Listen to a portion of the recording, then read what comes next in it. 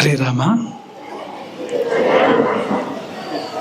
ತುಂಬ ಸಂತೋಷದ ಒಂದು ಸಂದರ್ಭ. ಯಾಕೆ ಸಂತೋಷ ಅಂದರೆ, ನಮ್ಮ ಮುಂದೆ ನೀವೆಲ್ಲ ಕೊಡ್ತಿದ್ದೀರಿ, ನಮ್ಮ ಪ್ರೀತಿಯ ಮಕ್ಕಳು, ಮುದ್ದು ಮಕ್ಕಳು, ನೀವೆಲ್ಲ ಗುರುವಿನ ಮಕ್ಕಳು. ಯಾಕೆಂದರೆ ಈ ಶಾಲೆಯ ಹಿಂದೆ ಒಂದು ಗುರು ಪರಂಪರೆ ಇದೆ. ಅಲ್ಲಿಂದ ಈ ಶಾಲೆ ಪ್ರವರ್ತಿತವಾಗಿರುವಂಥದ್ದು. ಎಲ್ಲ ಶಾಲೆಗಳು ಹಾಗಲ್ಲ. ಈ ಶಾಲೆ ಒಂದು ಆಶೀರ್ವಾದದಿಂದ ಉದ್ಭವಿಸಿ ಬಂದಿರುವಂಥ ಶಾಲೆ ಇದು. ಅಂಥ ಶಾಲೆಯಲ್ಲಿ ನೀವೆಲ್ಲ ಓದ್ತಾ ಇದ್ದೀರಿ. ಹಾಗೆ ನೀವೆಲ್ಲ ಗುರುವಿನ ಮಕ್ಕಳು, ಶಾರದೆ ಮಕ್ಕಳು. ಶಾರದೆ ಮಕ್ಕಳು ಅಂದರೆ ಸರಸ್ವತಿ ಮಕ್ಕಳು ಅಂತ. ನೀವೆಲ್ಲ ಅಧ್ಯಯನ ಮಾಡ್ತಾ ಇದ್ದೀರಿ ಅಲ್ವಾ, ಅಕ್ಷರದ ಉಪಾಸನೆ ಮಾಡ್ತಾ ಇದ್ದೀರಿ ಅಲ್ವಾ. ಹಾಗಾಗಿ ಶಾರದೆ ಮಕ್ಕಳು. ನಮ್ಮ ಶಾರದಕ್ಕ ಈ ಶಾಲೆ ನಡೆಸ್ತಾ ಇರೋವಂಥವ್ರು, ಅವ್ರ ಮಕ್ಕಳು ಕೂಡ ಹೌದು. ಅವ್ರು ನಿಮ್ಮನ್ನೆಲ್ಲ ತುಂಬ ಪ್ರೀತಿ ಮಾಡ್ತಾರೆ. ಹೀಗೆ ನಿಮ್ಮ ಜೊತೆಗೆ ಒಂದು ಸಂವಾದ ಮಾಡೋದಕ್ಕೆ, ನಿಮ್ಮ ಜೊತೆಗೆ ಮಾತನಾಡೋದಕ್ಕೆ ನಮಗೆ ತುಂಬ ಸಂತೋಷ ಆಗುತ್ತೆ. ಶಿಷ್ಯ ಅಂದರೆ ಪ್ರಶ್ನೆ. ಹಾಗೆ ನೀವು ಪ್ರಶ್ನೆ ಕೇಳ್ಬೋದು, ಎಷ್ಟು ಬೇಕಾದರೂ ಪ್ರಶ್ನೆ ಕೇಳ್ಬೋದು. ಆದರೆ ಪ್ರಶ್ನೆಗಾಗಿ ಪ್ರಶ್ನೆ ಅನ್ನೋ ಥರ ಇರಬಾರ್ದು. ಅದು ನಿಮ್ಗೇನೊಂದು ಹುಟ್ಟಿರಬೇಕು, ಒಳಗಿಂದ ಬಂದಿರಬೇಕು. ಇದೇನು ಅಂತ ತಿಳ್ಕೊಳ್ಬೇಕು ಅನ್ನೋ ಕುತೂಹಲ ಏರ್ಪಟ್ಟಿರಬೇಕು. ಆ ಪ್ರಶ್ನೆ ಮಾತ್ರವೇ ನಿಜವಾದ ಪ್ರಶ್ನೆ. ಹಾಗಾಗಿ ಪ್ರಶ್ನೆ ಕೇಳಿದರೆ ಅವನು ಶಿಷ್ಯ ಅಂತ ಆಗ್ತಾನೆ, ಉತ್ತರ ಹೇಳಿದ್ರೆ ಅವನು ಗುರು ಅಂತ ಆಗ್ತಾನೆ. ನೀವೇ ಹೇಳಿ, ಯಾವ್ದು ಸುಲಭ ಅಂತ? ಪ್ರಶ್ನೆ ಕೇಳೋದು ಸುಲಭನಾ, ಉತ್ತರ ಹೇಳೋದು ಸುಲಭನಾ? ಯಾವ್ದು ಸುಲಭ? ಪ್ರಶ್ನೆ ಕೇಳೋದು ಸುಲಭನಾ? ಆಯ್ತು, ನೋಡೋಣ. ತುಂಬ ಪ್ರಶ್ನೆಗಳನ್ನು ಕೇಳಿದಿರೋ ಅಂತ ಕಾಣಿಸುತ್ತೆ. ನಮ್ಮ ಬಳಿ ಕೆಲವೇ ಪ್ರಶ್ನೆಗಳು ಬಂದಿವೆ. ಯಾಕೆಂದರೆ ಮುಂದೆ ಬೇರೆ ಬೇರೆ ಕೆಲಸಗಳಿದೆ ಅಲ್ವಾ, ನಿಮಗೂ ಇದೆ ನಮಗೂ ಇದೆ. ಆ ಕಾರಣಕ್ಕೋಸ್ಕರ ನಮ್ಮಲ್ಲಿಗೆ ಕೆಲವೇ ಪ್ರಶ್ನೆಗಳು ಆಯ್ಕೆಯಾಗಿ ಬಂದಿದ್ದಾವೆ. ಮೊದಲನೇ ಪ್ರಶ್ನೆ ರೂಪಿಕಾ ಕೇಳಿರುವ ಪ್ರಶ್ನೆ. ನಿಂತ್ಕೋ. ರೂಪಿಕಾ ಕೇಳಿರೋ ಪ್ರಶ್ನೆ, ಅತ್ಯುತ್ತಮ ಅಭ್ಯಾಸ, ಒಂದು ಅತ್ಯುತ್ತಮ ಅಭ್ಯಾಸ ಯಾವುದು ಅಂತ ಆಕೆ ಕೇಳ್ತಾ ಇದ್ದಾಳೆ. ಅಭ್ಯಾಸ ಅಂದ್ರೆ ಏನು? ಯಾವುದು ನಿತ್ಯ ಪುನರಾವರ್ತನೆ ಆಗ್ತಾ ಇರುತ್ತೆ, ಅದು ಅಭ್ಯಾಸ. ಯಾವತ್ತೋ ಒಂದು ದಿವಸ ಮಾಡೋದು ಬಿಡೋದು ಅಲ್ಲ, ದಿನ ಮಾಡಬೇಕು, ಪ್ರತಿದಿನ ಮಾಡಬೇಕು ಅಂತ ಒಂದು ಅಭ್ಯಾಸದ ಬಗ್ಗೆ ಅವಳು ಕೇಳ್ತಾ ಇದ್ದಾಳೆ. ತುಂಬ ಅಭ್ಯಾಸಗಳಿದೆ, ಅದನ್ನು ದಿನಚರ್ಯ ಅಂತ ಕರೀತಾರೆ ನಮ್ಮ ಪರಂಪರೆಯಲ್ಲಿ. ಅಥವಾ ಆಯುರ್ವೇದಕ್ಕೆ ಹೋದರೆ ಆಯುರ್ವೇದದಲ್ಲಿ ದಿನಚರ್ಯ ಅಂತ ಕರೀತಾರೆ. ದಿನಚರ್ಯ ಅಂದರೆ ನೀವು ಎದ್ದಾಗಿನಿಂದ ಮಲಗುವವರೆಗೆ, ಮಲಗಿದಾಗಿನಿಂದ ಮತ್ತೆ ಏಳುವವರೆಗೆ ಏನೆಲ್ಲ ಮಾಡಬೇಕು ಪ್ರತಿನಿತ್ಯ, ಅದೆಲ್ಲವನ್ನು ಸೇರಿ ಒಂದು ಶಬ್ದದಿಂದ ದಿನಚರ್ಯ ಅಂತ ಕರೆದಿದ್ದಾರೆ. ತುಂಬ ತುಂಬ ಅಭ್ಯಾಸಗಳನ್ನು ಹೇಳಿದ್ದಾರೆ. ಅತ್ಯುತ್ತಮ ಅಭ್ಯಾಸಗಳನ್ನು ತುಂಬ ಹೇಳಿದ್ದಾರೆ. ಅದೆಲ್ಲವನ್ನೂ ಕೂಡ ಈಗ ಹೇಳೋಕ್ಕಾಗೋದಿಲ್ಲ, ಸಮಯ ಮಿತಿ ಇದೆ. ಒಂದು ಹೇಳಬೇಕು ಅಂತ ಆಕೆ ಕೇಳಿರುವಂಥದ್ದು, ಒಂದು ಅತ್ಯುತ್ತಮ ಅಭ್ಯಾಸ ಅಂತ ಆಕೆ ಕೇಳ್ತಾ ಇರುವಂಥದ್ದು. ಯಾವುದನ್ನು ತಗೊಳ್ಳೋಣ ಅಂದರೆ, ಇದನ್ನು ತಗೊಂಡ್ರೆ ಇದಕ್ಕೆ ಬೇಜಾರಾಗತ್ತೆ, ಇದನ್ನು ತಗೊಂಡ್ರೂ ಇದಕ್ಕೆ ಬೇಜಾರಾಗತ್ತೆ, ಯಾವುದನ್ನು ತಗೊಳ್ಳೋದು? ತುಂಬ ಇದೆಯಲ್ಲ. ಅಂದರೆ ಒಂದು ಕೆಲಸ ಮಾಡೋಣ, ಮೊದಲನೇ ತಗೊಳ್ಳೋಣ ಅಂತ. ಸಾಲಲ್ಲಿ ಯಾವುದು ಮೊದಲು ಬರುತ್ತೆ ಅದನ್ನು ತಗೊಳ್ಳೋಣ, ಆಗತ್ತಾ ಅಲ್ವಾ? ಸಂಸ್ಕೃತದಲ್ಲಿ ಒಂದು ನಿಯಮ ಇದೆ, ಪ್ರಥಮ ತ್ಯಾಗೆ ಮಾನಾಭಾವ. ಸಾಲಲ್ಲಿ ಮೊದಲು ಯಾವುದಿದೆಯೋ ಅದನ್ನು ಬಿಡೋಕ್ಕೇನು ಪ್ರಮಾಣ? ಯಾಕೆ ಅದನ್ನು ಬಿಡಬೇಕು? ಬಿಟ್ಟು ಎರಡನೇದಕ್ಕೆ ಯಾಕೆ ಹೋದೆ? ಕಾರಣ ಕೊಡಬೇಕಾಗತ್ತೆ. ಸಾಲಲ್ಲಿ ಮೊದಲಿರೋದನ್ನು ಬಿಟ್ಟು ಎರಡನೇದಕ್ಕೆ ಹೋಗ್ಬೇಕಾದ್ರೆ ಕಾರಣ ಕೊಡಬೇಕಾಗತ್ತೆ. ಹಾಗಾಗಿ ನಾವು ಕಾರಣ ಕೊಡೋ ಗೋಜಿಗೆ ಹೋಗೋದು ಬೇಡ. ಮೊದಲನೇ ಅಭ್ಯಾಸ, ಅದ್ರ ಬಗ್ಗೆ ಒಂದು 5 ನಿಮಿಷ ನೋಡೋಣ. ಒಂದು ದಿನದಲ್ಲಿ ಮೊದಲು ನೀವೇನು ಮಾಡ್ತೀರಿ ಹೇಳಿ? ಹೇಳ್ತೀರಿ ಅಲ್ವಾ? ತಪ್ಪದೆ ಹೇಳ್ತೀರಾ? ಎಷ್ಟೊತ್ತಿಗಾರು ಎದ್ದೇ ಹೇಳ್ತೀರಲ್ವಾ? 5, 6, 7, 8, 9, 10, 11 ಎಷ್ಟಕ್ಕಾರು ಎದ್ದೇ ಹೇಳ್ತೀರಲ್ವಾ? ಭಾನುವಾರ ಅಂತ ಅಂದ್ಕೊಳ್ಳಿ, ಶಾಲೆ ಬರೋಕ್ಕೇನಿಲ್ಲ. ಎಷ್ಟೊತ್ತಿಗೆ ಹೇಳ್ತೀರಿ? ಸತ್ಯ ಹೇಳ್ಬೇಕು. ಯಾರು 11 ಅಂತ ಹೇಳಿದಾರು? ಪರವಾಗಿಲ್ಲ, ನೀನು ಸತ್ಯವಂತ. ನೀನು 11ಕ್ಕೆ ಹೇಳೋದು ಸರಿಯಲ್ಲದೆ ಇದ್ರೂ ಹೇಳ್ತೀನಿ ಅಂತ ಹೇಳ್ತೀರ ನೀನು, ಅದು ನಿನ್ನ ಗುಣ. ನಿಂದು ನಮ್ಮ ತಪ್ಪನ್ನು ನಾವು ಒಪ್ಕೋಬೇಕು, ಅದು ಇರೋದನ್ನ ನಾವು ಹೇಳ್ಕೋಬೇಕು. ಹೇಳ್ದವನು ಜಾಣ ಆಗ್ತಾನೆ, ಅವನ ಪಾಪ ಎಲ್ಲ ಹೋಗ್ಬಿಡುತ್ತೆ. ಯಾರು ಇರೋದನ್ನ ಹೇಳ್ಕೊತಾನೆ ಅವನ ದೋಷ ಎಲ್ಲ ಹೋಗ್ಬಿಡುತ್ತೆ, ಶುದ್ಧ ಆಗ್ತಾನೆ ಅಂತ ಹೇಳ್ತಾರೆ. ಎದ್ದ ಕೂಡಲೇ ಏನ್ ಮಾಡ್ತೀರಿ? ಅಲ್ಲಿಂದ ದಿನ ಪ್ರಾರಂಭ ಆಯ್ತು. ಎದ್ದ ಕೂಡಲೇ ಏನ್ ಮಾಡ್ತೀರಿ? ಹಲ್ಲು ಜುತ್ತೀರಲ್ವಾ? ಹ್ಮ್ ಅಥವಾ ಮತ್ತೆ ಏನ್ ಮಾಡ್ತೀರಿ? ಕಾಫಿ ಕುಡಿತೀರಿ, ಮುಖ ತೊಳಿತೀರಿ, ಟಿವಿ ನೋಡ್ತೀರಿ, ಕಾರ್ಟೂನ್ ನೋಡ್ತೀರಿ. ಹೇಳಿ, ಏನ್ ಮಾಡ್ತೀರಿ? ಎದ್ದು ಕೂಡಲೇ ಏನ್ ಮಾಡ್ತೀರಿ ಅಂತ?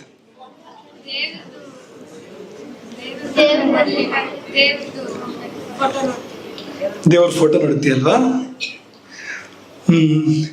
ಅದು ಒಳ್ಳೆ ಅಭ್ಯಾಸ. ಯಾಕೆಂದ್ರೆ ದಿನ ಶುಭದಿಂದ ಪ್ರಾರಂಭ ಆಗ್ಬೇಕು, ಹೌದಾ ಅಲ್ವೋ? ಒಂದು ದಿವಸ ಪ್ರಾರಂಭ ಮಾಡ್ಬೇಕಾದ್ರೆ ತುಂಬಾ ಒಳ್ಳೆ ಕೆಲಸದಿಂದ ಪ್ರಾರಂಭ ಮಾಡ್ಬೇಕು. ಒಪ್ಕೋತೀರಾ? ಯಾವ್ದು ಒಳ್ಳೆ ಕೆಲಸ ಅಂದ್ರೆ ಹಲ್ಲುಜ್ಜೋದು ಒಳ್ಳೆ ಕೆಲಸ ಅಲ್ಲ ಅಂತಲ್ಲ, ಆದ್ರೆ ಉಜ್ಜೋದು ಅನ್ನೋದು ಬ್ರಷ್ ಅಲ್ವಾ? ಇದೇನು ಪ್ಲಾಸ್ಟಿಕ್ ಇಂದ? ನೀವು ಪ್ಲಾಸ್ಟಿಕ್ ಬಾಯಿಗೆ ಹಾಕಿ ದಿನ ಶುರು ಮಾಡ್ತೀರಾ? ಹಂಗಾದ್ರೆ ಪ್ಲಾಸ್ಟಿಕ್ ತುಂಬಾ ಒಳ್ಳೆ ವಸ್ತುನಾ? ಪ್ಲಾಸ್ಟಿಕ್ ಅನ್ನು ವಿಷ ಅಂತ ಕರೆಯುತ್ತೆ ವಿಜ್ಞಾನ. ಆ ವಿಷನ ಬಾಯಿಗೆ ಹಾಕಿ ದಿನ ಶುರು ಮಾಡ್ತೀರಾ? ಯೋಚನೆ ಮಾಡಿ ನೀವು. ಕಾಫಿಯನ್ನು ವಿಷನೇ, ಸ್ವಲ್ಪ ವಿಷದ ಪ್ರಮಾಣ ಕಡಿಮೆ ಇದೆ ಅಷ್ಟೇ. ಹಾಗಾಗಿ ನಮ್ಗೆ ಏನೊಂದು ಉತ್ಸಾಹ ಬರೋದು ಕಾಫಿ ಕುಡಿದಾಗ. ಹಾಗಾಗಿ ನಿಕೋಟಿನ್ ಅಂತ ಹೇಳ್ತಾರಲ್ವ, ವಿಷ ಸ್ವಲ್ಪ ಇರುತ್ತೆ ಅದರಲ್ಲಿ ಕಾಫಿಲಿ ಕೂಡ. ನೀವು ಹಾಲು ಕುಡಿದ್ರೆ ವಿಷಯ ಬೇರೆ, ಆದ್ರೆ ಕಾಫಿ ಕುಡಿದ್ರೆ ವಿಷ ಕುಡಿದಂತೆನೇ ಆಯ್ತು. ಅಲ್ಲಿಂದ ದಿನ ಶುರು ಮಾಡೋದಾ? ಅಥವಾ ಎದ್ದು ಕೂಡಲೇ ದಿನಪತ್ರಿಕೆ ಓದೋದು ಅಂತ, ಅಥವಾ ಟಿವಿ ನೋಡೋದು ಅಂತ, ಅಲ್ಲೇನೋ ಸತ್ತು ವಿಷಯ ಬರ್ತಾ ಇರುತ್ತೆ, ಏನೋ ಕಳ್ತನದ ವಿಷಯ ಬರ್ತಾ ಇರುತ್ತೆ, ಅಲ್ಲಿಂದ ದಿನ ಶುರು ಮಾಡೋದಾ? ಎಲ್ಲಿಂದ ಶುರು ಮಾಡ್ಬೇಕು ಅಂದ್ರೆ ದೇವರಿಂದ ದಿನ ಶುರು ಮಾಡ್ಬೇಕು. ದೇವರಿಂದ ದಿನ ಶುರು ಮಾಡ್ಬೇಕು. ಈ ಮಕ್ಕಳು ಒಳ್ಳೆ ಉತ್ತರ ಕೊಟ್ಟರು, ದೇವರ ಚಿತ್ರ ನೋಡ್ತೀವಿ ಅಂತ ಹೇಳಿದ್ರು. ಅದಕ್ಕಿಂತ ಮೊದಲು ಅಂದ್ರೆ ಕಣ್ಣು ಬಿಡೋಕ್ಕಿಂತ ಮೊದಲು ಎಚ್ಚರ ಆಗಿದೆ ನಿಮ್ಗೆ, ಕಣ್ಣಿನ್ನು ಬಿಟ್ಟಿಲ್ಲ, ಆಗ ದೇವರ ನೆನಪು ಮಾಡ್ಬೇಕು. ಇದೊಂದು ಒಳ್ಳೆ ಅಭ್ಯಾಸ. ಇನ್ನೂ ಕಣ್ಣು ಬಿಡೋಕ್ಕಿಂತ ಮೊದಲು ದಿನದ ಮೊದಲ ಭಾವ ಅಂತ, ಫಸ್ಟ್ ಥಾಟ್, ಮೊದಲ ಭಾವ ಅಂತ ಯಾವ್ದಾಗಿರ್ಬೇಕು ಅಂದ್ರೆ, ಯಾರು ನಮಗೆ ಈ ಬದುಕನ್ನು ಕೊಟ್ಟನೋ, ಈ ಪ್ರಪಂಚ ಯಾರು ಸೃಷ್ಟಿ ಮಾಡಿದ್ನೋ, ನಾವು ಉಸಿರಾಡ್ತೀವಿ ಗಾಳಿ ಯಾರು ಕೊಟ್ಟಿದ್ದದು, ನಾವು ಊಟ ಮಾಡ್ತೀವಿ ಅನ್ನ ಯಾರು ಕೊಟ್ಟಿದ್ದದು, ಅವನ ನೆನಪು ಮಾಡಿ ನಾವು ದಿನವನ್ನ ಪ್ರಾರಂಭ ಮಾಡಬೇಕು. ಹಾಗೆ ದಿನದ ಮುಕ್ತಾಯ ಕೂಡ ಅಂತ, ಕೊಟ್ಟ ಕೊನೆಯ ಭಾವ ಯಾವ್ದಾಗಿರ್ಬೇಕು ಅಂದ್ರೆ, ನೀವು ಹಾಸಿಗೆಯಲ್ಲಿ ಮಲ್ಕೊಂಡಾದ್ಮೇಲೆ, ಹೊದಕ್ಕೆ ಹಾಕೊಂಡಾದ್ಮೇಲೆ ಕಣ್ಣು ಮುಚ್ಚುತ್ತೀರಲ್ವಾ, ಮುಚ್ಚಿದ ಮೇಲೆ ಆ ಕೊನೆಯ ನೆನಪು, ಕೊನೆಯ ಯೋಚನೆ ಯಾವ್ದಾಗಿರ್ಬೇಕು ಅಂದ್ರೆ, ಅದೇ ಯಾವ್ದನ್ನು ಶುರು ಮಾಡಿದ್ರಿ ಅದೇ ಆಗಿರ್ಬೇಕು. ಹೀಗಾದ್ರೆ ಏನಾಗತ್ತೆ ಗೊತ್ತಾ? ದಿನದ ಮೊದಲನೇ ಭಾವ ದೇವರಿದ್ದು, ಕೊನೆಯ ಭಾವ ದೇವರಿದ್ದು, ಇಡೀ ದಿನನೂ ದೇವರ ಮಯ ಆಗ್ಬಿಡತ್ತೆ ಅಂತ. ಸ್ಯಾಂಡ್ವಿಚ್ ಅಂದ್ರೆ ಗೊತ್ತಲ್ಲ ನಿಮ್ಗೆ? ಗೊತ್ತಾ ಸ್ಯಾಂಡ್ವಿಚ್ ಹೇಗಿರುತ್ತೆ ಅದು?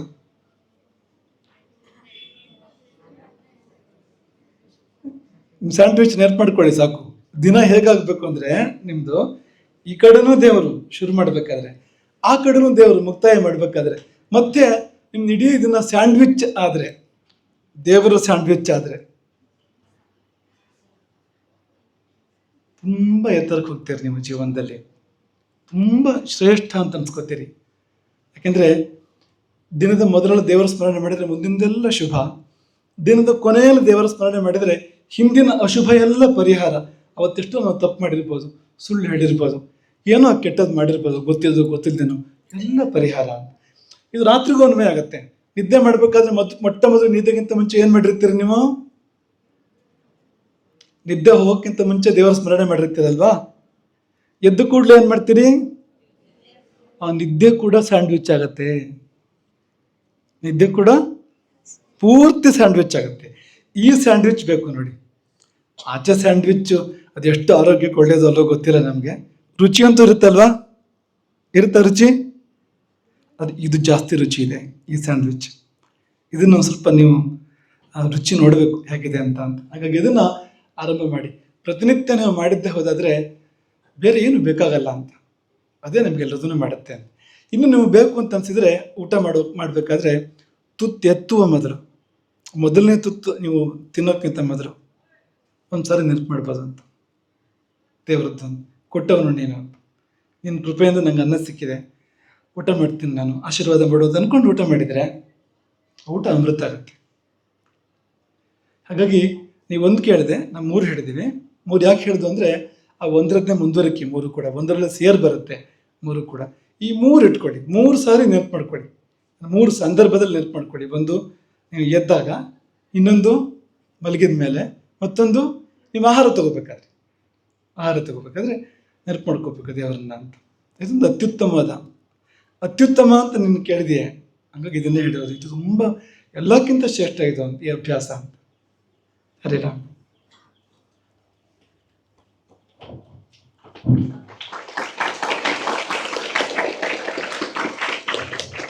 ಹರೇ ರಾಮ. ಪ್ರೀತಿಯ ಶ್ರೀ ಸಂಸ್ಥಾನದಲ್ಲಿ ರೂಪಿಕಾಳ ಇನ್ನೊಂದು ಪ್ರಶ್ನೆ ಇದೆ. ಒಬ್ಬ ವಿದ್ಯಾರ್ಥಿಯು ಸಂಪೂರ್ಣ ಸಮರ್ಪಣೆಯೊಂದಿಗೆ ಶ್ರೇಷ್ಠತೆಯನ್ನ ಹೇಗೆ ಸಾಧಿಸಬಹುದು? ರೂಪಿಕಾ ಎಂತೆ ಅವಳ ಇನ್ನೊಂದು ಪ್ರಶ್ನೆ ಇದೆ.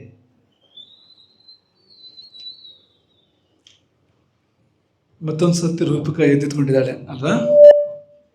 ನೋಡಿ, ಇಂತಹ ಕಾರಣಕ್ಕೋಸ್ಕರ ನಿಂತ್ಕೊಳ್ಳೋ ಥರ ಆಗಬೇಕು ಅಂತ. ನಿಮ್ಮ ಶಾಲೆಯಲ್ಲಿ ಬೇರೆ ಬೇರೆ ಕಾರಣಕ್ಕೆ ನಿಂತ್ಕೊಳ್ಳೋ ಥರ ಆಗುತ್ತೆ ಅಲ್ವಾ? ಬೆಂಚ್ ಮೇಲೆ ನಿಂತ್ಕೊಳ್ಳೋ ಥರ ಆಗುತ್ತಾ? ಮತ್ತು ಒಂಟಿ ಕಾಲಲ್ಲಿ ನಿಂತ್ಕೊಳ್ಳೋದು, ಬೆಂಚ್ ಮೇಲೆ ನಿಂತ್ಕೊಳ್ಳೋದು ಇಲ್ಲ ಅಲ್ವಾ? ನಮ್ಮ ಶಾಲೆಯಲ್ಲಿ ಇಲ್ಲ ಅಂತ ಹೇಳ್ತೀರಿ ನೀವು ಬಹುಶಃ. ಒಳ್ಳೆ ಕಾರಣಕ್ಕೋಸ್ಕರ ಮತ್ತೆ ರೂಪಿಕಾ ನಿಂತ್ಕೋತಾ ಇದ್ದಾಳೆ. ಅವಳ ಪ್ರಶ್ನೆ ತುಂಬ ಚೆನ್ನಾಗಿದೆ. ಅವಳ ಪ್ರಶ್ನೆಯನ್ನು ನಾವು ಉತ್ತರ ಅಂತ ಕರಿತೀವಿ ಅಂತ. ಅದು ಪ್ರಶ್ನೆ ಅಲ್ಲ, ಅದು ಸಂಪೂರ್ಣ ಸಮರ್ಪಣೆಯೊಂದಿಗೆ ಶ್ರೇಷ್ಠತೆಯನ್ನು ಹೇಗೆ ಸಾಧಿಸಬಹುದು ಅಂತ ಕೇಳ್ತಾ ಇದ್ದಾಳೆ. ಶ್ರೇಷ್ಠತೆಯನ್ನು ಸಂಪೂರ್ಣ ಸಮರ್ಪಣೆಯೊಂದಿಗೆ ಸಾಧಿಸಬಹುದು. ನಿಮಗೆ ಯಾವುದೇ ವಿಷಯದಲ್ಲಿ ಶ್ರೇಷ್ಠತೆ ಬೇಕು ಅಂತಾದರೆ ಸಮರ್ಪಣೆ ಬೇಕು, 100ಕ್ಕೆ 100 ಸಮರ್ಪಣೆ ಬೇಕು, ಪೂರ್ಣ ಸಮರ್ಪಣೆ ಬೇಕು. ಪೂರ್ಣ ಸಮರ್ಪಣೆ ಮಾಡಿಕೊಂಡಾಗ ಶ್ರೇಷ್ಠತೆ ಅನ್ನೋದು ತಾನಾಗಿ ಬರುತ್ತೆ. ಅದಕ್ಕೆ ನಿಮ್ಗೆ ಮೊದಲು ಯಾವುದಾದ್ರೂ ನಿಮ್ಗೆ ತುಂಬ ಇಷ್ಟ ಆಗುತ್ತೆ ಅದು ಪುರಾಣದ ಉದಾಹರಣೆ ಯಾವ್ದಾದ್ರು ಕೊಡೋಣ ಅಲ್ವಾ? ಯಾಕೆಂದರೆ ಹೇಗೆ ಅಂತ ಕೇಳಿದ್ದಾಳೆ. ಆ ಹೇಗೆ ಅನ್ನೋದು ಪ್ರಶ್ನಾರ್ಥಕ ಚಿಹ್ನೆ ಬರಬೇಕು ಅಂದ್ರೆ ಆ ಥರದ್ದು ಶಬ್ದ ಬೇಕಲ್ಲ, ಹೇಗೆ ಅಂತ. ಹೇಗೆ ಅಂದರೆ ಹನುಮಂತನ ಹಾಗೆ ಅಂತ. ಹನುಮಂತ ಗೊತ್ತಲ್ಲ ನಿಮಗೆ? ಹನುಮಂತ ಶ್ರೇಷ್ಠನೋ ಅಲ್ವಾ? ಯಾಕೆ ಶ್ರೇಷ್ಠ ನೋಡಿ, ಉತ್ತರ ಹೇಳ್ತಾ ಇದ್ದಾನೆ ಈಗಾಗಲೇ. ಹನುಮಂತ ಶ್ರೇಷ್ಠ ಯಾಕೆಂದ್ರೆ ತುಂಬ ಅವನಿಗೆ ಶಕ್ತಿ ಇದೆ ಅಂತ, ಅದಕ್ಕೋಸ್ಕರ ಶ್ರೇಷ್ಠ ಅಲ್ವಾ ಹನುಮಂತ? ಅಂದರೆ ಅಲ್ಲ, ಯಾಕೆಂದರೆ ಶಕ್ತಿ ರಾವಣನಿಗೂ ಇದೆ ಇಲ್ವಾ? ಹನುಮಂತ ತುಂಬ ಎತ್ತರ ಅಗಲ ಇದ್ದ, ಹಾಗಾಗಿ ಶ್ರೇಷ್ಠ ಅಂತ ಅನ್ನೋಣ. ಕುಂಭಕರ್ಣ ಇನ್ನೂ ಜಾಸ್ತಿ ಇದ್ದ. ಕುಂಭಕರ್ಣ ಲಂಕೆಯ ಕೋಟೆಯಿಂದ ಕಾಲಿಂದ ದಾಟ್ಕೊಂಡು ಹೊರಗಡೆ ಬರ್ತಾನೆ. ಯುದ್ಧಕ್ಕೆ ಬರಬೇಕಾದ್ರೆ ಲಂಕೆಯ ಕೋಟೆ ಇದೆಯಲ್ಲ, ಅಷ್ಟೆತ್ತರದ ಕೋಟೆ, ನೀವು ಟೋಪಿ ಹಾಕ್ಕೊಂಡು ನೋಡಿದರೆ ಟೋಪಿ ಬಿದ್ದೋಗ್ಬಿಡುತ್ತೆ, ಅಷ್ಟು ಎತ್ತರ ಇದೆ ಅದು ಅಂತ. ಆ ಕೋಟೆ ತುದಿ ನೋಡೋಕೆ ಹೋದರೆ ಟೋಪಿ ಬಿದ್ದೋಗ್ಬಿಡುತ್ತೆ ಅಂತ. ಅಷ್ಟು ಎತ್ತರದ ಕೋಟೆಯನ್ನು ಆತ ಕಾಲಲ್ಲಿ ದಾಟ್ಕೊಂಡು ಹೊರಗಡೆ ಬಂದಂತೆ, ಬದಿಗಾಲಲ್ಲಿ ಅಂತ. ಅವನು ಮತ್ತು ಶ್ರೇಷ್ಠ ಆಗ್ಬಿಡ್ತಾನೆ. ಹಾಗಾದರೆ ಹನುಮಂತ ಯಾಕೆ ಶ್ರೇಷ್ಠ ಅಂದರೆ ಸಮರ್ಪಣೆಯ ಕಾರಣಕ್ಕೆ ಶ್ರೇಷ್ಠ ಅವನು. ಇದೆಲ್ಲ ಇತ್ತು ಅವನಲ್ಲಿ. ಅವನು ತುಂಬ ಭವ್ಯವಾದ ಆಕೃತಿ, ಅವನದು ತುಂಬ ಶಕ್ತಿ ಸಾಮರ್ಥ್ಯ ಇತ್ತು, ಅವನಿಗೆ ತುಂಬ ವಿದ್ಯೆ ಇತ್ತು, ವಿದ್ಯಾರ್ಥಿಗಳಿಗೆ ಆದರ್ಶ. ಅವನು ಸೂರ್ಯನ ಶಿಷ್ಯ, ಅವನು ಸೂರ್ಯದೇವನ ಶಿಷ್ಯ. ತುಂಬ ವಿದ್ಯೆ ಅವನಲ್ಲಿತ್ತು, ಎಲ್ಲ ವಿದ್ಯೆಗಳು ಅವನಲ್ಲಿ ಇದ್ಬಿಟ್ಟಿದ್ವು. ಆದರೆ ಆ ಕಾರಣಕ್ಕೋಸ್ಕರ ಅಲ್ಲ ಅವನು ಶ್ರೇಷ್ಠ. ಯಾವ ಕಾರಣಕ್ಕೆ ಶ್ರೇಷ್ಠ ಅಂದರೆ ಅವನು ಎಲ್ಲವನ್ನೂ ರಾಮನಿಗೆ ಸಮರ್ಪಣೆ ಮಾಡ್ತಾನೆ. ಹೀಗಾಗಿ ಅವನು ಎಷ್ಟು ಶ್ರೇಷ್ಠ ಆದ ಅಂದರೆ ಈ ಜಗತ್ತಿನಲ್ಲಿ ರಾಮನ ದೇವಸ್ಥಾನ ಎಷ್ಟಿದೆಯೋ ಅದಕ್ಕಿಂತ ಜಾಸ್ತಿ ಹನುಮಂತನ ದೇವಸ್ಥಾನ ಇದೆ ನೋಡಿ. ಒಂದು ತಮಾಷೆ ಹೇಳೋದಾದರೆ, ಯಾರೋ ಒಬ್ಬ ಹೆಂಡತಿ ಕಳ್ಕೊಂಡ್ಬಿಟ್ಟಿದ್ದಂತೆ. ರಾಮನ ದೇವಸ್ಥಾನಕ್ಕೆ ಹೋಗಿ ಅವ್ನು ಕೇಳ್ಕೊತಾನೆ ರಾಮದೇವರನ್ನು, ನನ್ನ ಹೆಂಡತಿನ ಯಾರೋ ಎತ್ಕೊಂಡು ಹೋಗ್ಬಿಟ್ಟಿದ್ದಾರೆ, ದಯವಿಟ್ಟು ವಾಪಸ್ ಸಿಗೋ ಹಾಗೆ ಮಾಡಿಕೊಡಿ ಅಂತ ಕೇಳಿದಾಗ ರಾಮದೇವರು ಹೇಳಿದ್ರಂತೆ, ಅಲ್ಲಿ ಮುಂದಿನ ಬೀದಿಲಿ ಹನುಮಂತನ ದೇವಸ್ಥಾನ ಇದೆ, ಅಲ್ಲೋಗು. ನನಗೂ ಇದೇ ಸಮಸ್ಯೆ ಬಂದಿತ್ತು ಅಲ್ವಾ, ರಾಮಂಗೂ ಅದೇ ಸಮಸ್ಯೆ ಬಂದಿತ್ತಲ್ವಾ, ಆವಾಗ ಅವನೇ ಪರಿಹಾರ ಮಾಡಿಕೊಟ್ಟಿದ್ದು ಹನುಮಂತನೇ, ಅಲ್ಲೇ ಹೋಗುವಂತ ಹನುಮಂತನ ಹತ್ರ ಕಳಿಸ್ಕೊಟ್ಟ ಅಂತ ಹೇಳ್ತಾರೆ. ಅಂದರೆ ಯಾಕೆ ತಮಾಷೆ ಹೇಳಿದ್ರು ನಿಮಗಿದು, ಯಾಕೆ ಹೇಳೋದು ಅಂದರೆ ರಾಮ ಭಕ್ತ ಆದರೆ ರಾಮನಿಗಿಂತ ಜಾಸ್ತಿ ದೇವಸ್ಥಾನ ಇದೆ ಅವನಿಗೆ. ರಾಮಭಕ್ತರಿಗಿಂತ ಜಾಸ್ತಿ ಹನುಮಂತನ ಭಕ್ತರಿದ್ದಾರೆ ಈ ಪ್ರಪಂಚದಲ್ಲಿ. ಹೇಗಾಗಿದ್ದು ಅಂದರೆ ರಾಮನಿಗೆ ಸಮರ್ಪಣೆ ಮಾಡಿಕೊಂಡ ಅಂತ. ಆ ಸಮರ್ಪಣೆಯ ಪ್ರತಾಪ ಎಷ್ಟು ಅಂದರೆ ಅವನು ದೇವರೇ ಆಗಿಬಿಟ್ಟ ಅಂತ. ಎಷ್ಟರ ಮಟ್ಟಿಗೆ ಸಮರ್ಪಣೆ ಅಂದರೆ ಮಕ್ಕಳು ನಿಮಗೆ ಸ್ವಲ್ಪ ವಿಶೇಷ ಅಂತ ಅನಿಸ್ಬೋದು ಅಂತ ಅದೊಂದು ಉದಾಹರಣೆ ಹೇಳ್ತೀವಿ. ಸೀತೆಯನ್ನು ರಾವಣ ಅಪಹರಿಸಿದ ಅಲ್ವಾ? ಸೀತೆಯನ್ನು ಹುಡುಕಿದ್ಯಾರು? ಲಂಕೆಯಲ್ಲಿ ಅಶೋಕವನದಲ್ಲಿ ಬಂದಿಯಾಗಿದ್ದ ಸೀತೆಯನ್ನು ಹುಡುಕಿದ್ಯಾರು? ಸಮುದ್ರ ಹಾರಿ ಹೋಗ್ತಾನಲ್ವ ಅವನು ಹುಡುಕ್ಬೇಕಾದ್ರೆ. ಹೋಗಿ ಸೀತೆಯನ್ನು ಹುಡುಕ್ತಾನೆ. ಹುಡುಕಿದ ಮೇಲೆ ಸುಮ್ಮನೆ ವಾಪಸ್ ಬಂದ. ಮತ್ತೇನು ಮಾಡ್ದ? ಒಂದು ದೊಡ್ಡ ಒಂದು ದುಂಬಿ, ಒಂದು ಗಲಾಟೆ ಲಂಕೆಯಲ್ಲಿ. ಯಾಕೆಂದ್ರೆ ಇವನೇ ಹನುಮಂತನೇ ಮಾಡಿದ್ದು ಅಂತ. ಮೊದಲು ಅಶೋಕವನವನ್ನು ಭಂಗ ಮಾಡ್ತಾನೆ ಅಲ್ವಾ? ಅಶೋಕವನವನ್ನು ಧ್ವಂಸ ಮಾಡ್ತಾನೆ. ಆಮೇಲೆ ಅವನ ಮೇಲೆ ಯುದ್ಧಕ್ಕೆ ಬರ್ತಾರೆ ರಾಕ್ಷಸರು, ಅವ್ರನ್ನೆಲ್ಲ ಸದೆಬಡಿತಾನೆ ಬಂದವ್ರನ್ನೆಲ್ಲ. ಹಾಗೆ ಸದೆಬಡಿತಾ ಕೊನೆಗೆ ಅವನು ಬಂದಿ ಆಗ್ಬಿಡ್ತಾನೆ ಅಲ್ವಾ?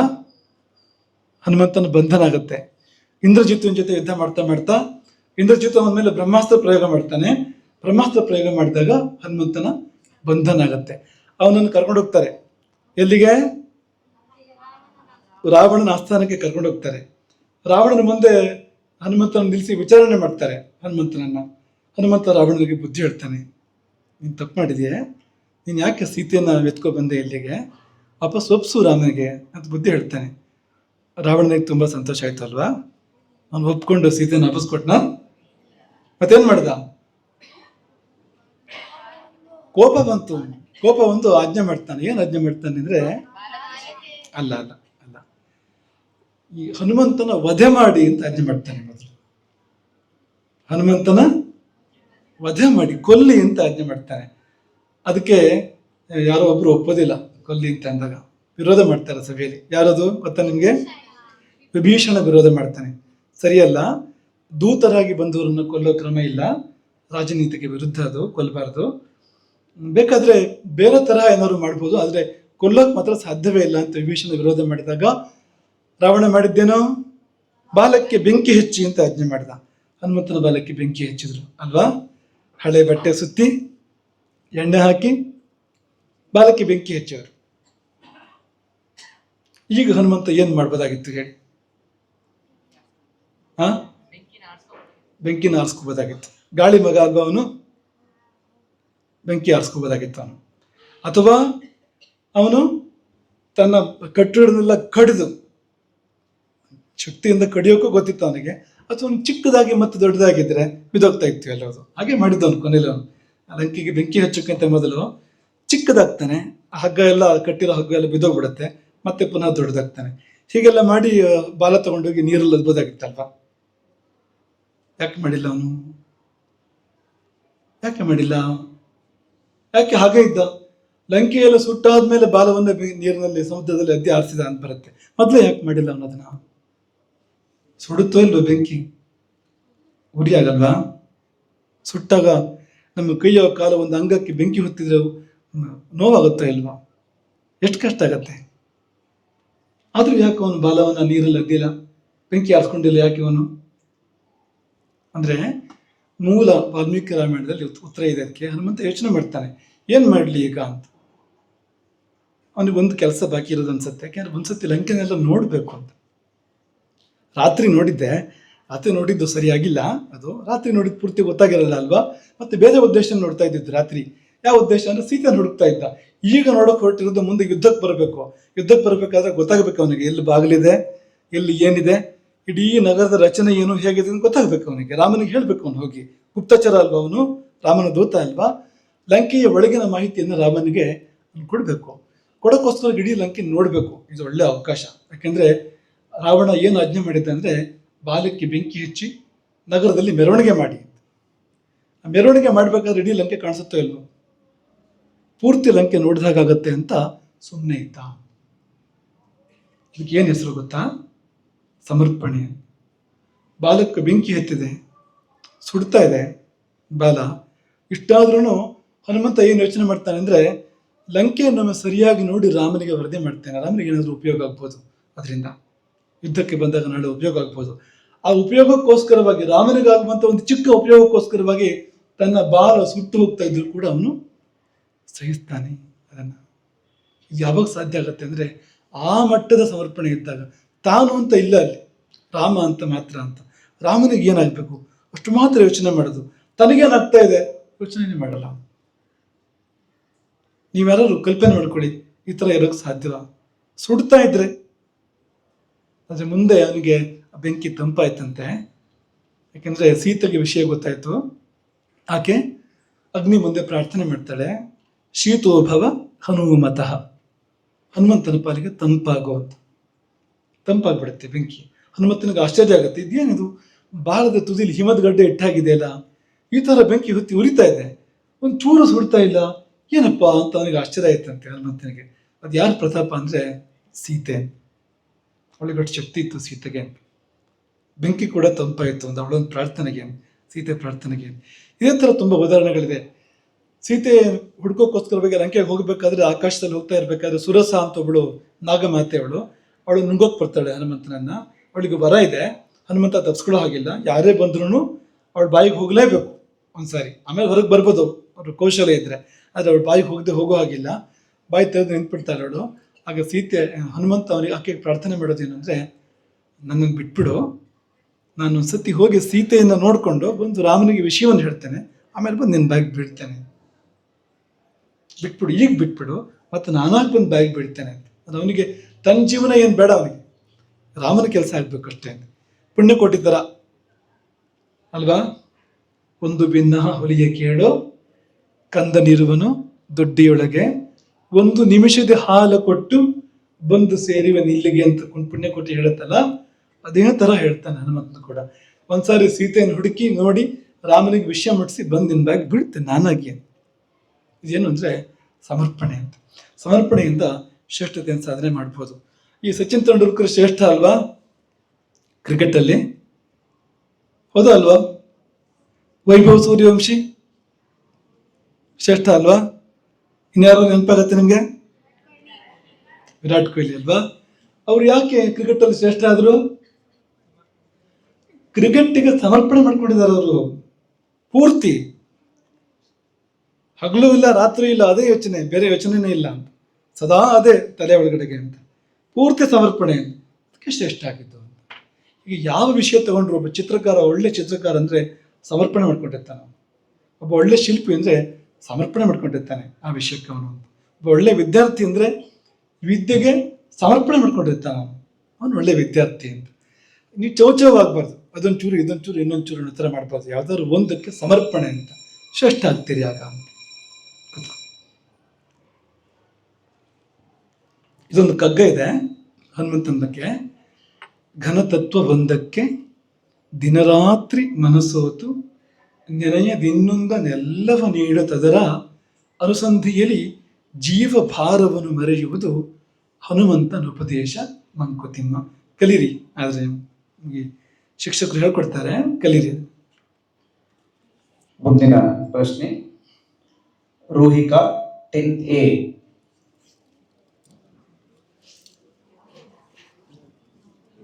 ಇವರಿಬ್ಬರು ಅಕ್ಕ ತಂಗಿ, ಯಾರು ಅಂತಲೇ ಗೊತ್ತಾಗಲ್ವಲ್ಲ. ಟ್ವಿನ್ಸ್, ಅವಳಿ ಜವಳಿ. ಇವಳ ಪ್ರಶ್ನೆ ಹೀಗಿದೆ: ಗೊಂದಲಗಳು ಮತ್ತು ಗಮನವನ್ನು ಬೇರೆಡೆಗೆ ಸೆಳೆಯುವ ಅನೇಕ ವಿಷಯಗಳಿರುವ ಈ ಜಗತ್ತಿನಲ್ಲಿ ನಮ್ಮ ಮನಸ್ಸನ್ನು ಏಕಾಗ್ರವಾಗಿರುವಂತೆ ಹೇಗೆ ತರಬೇತಿಗೊಳಿಸಬಹುದು?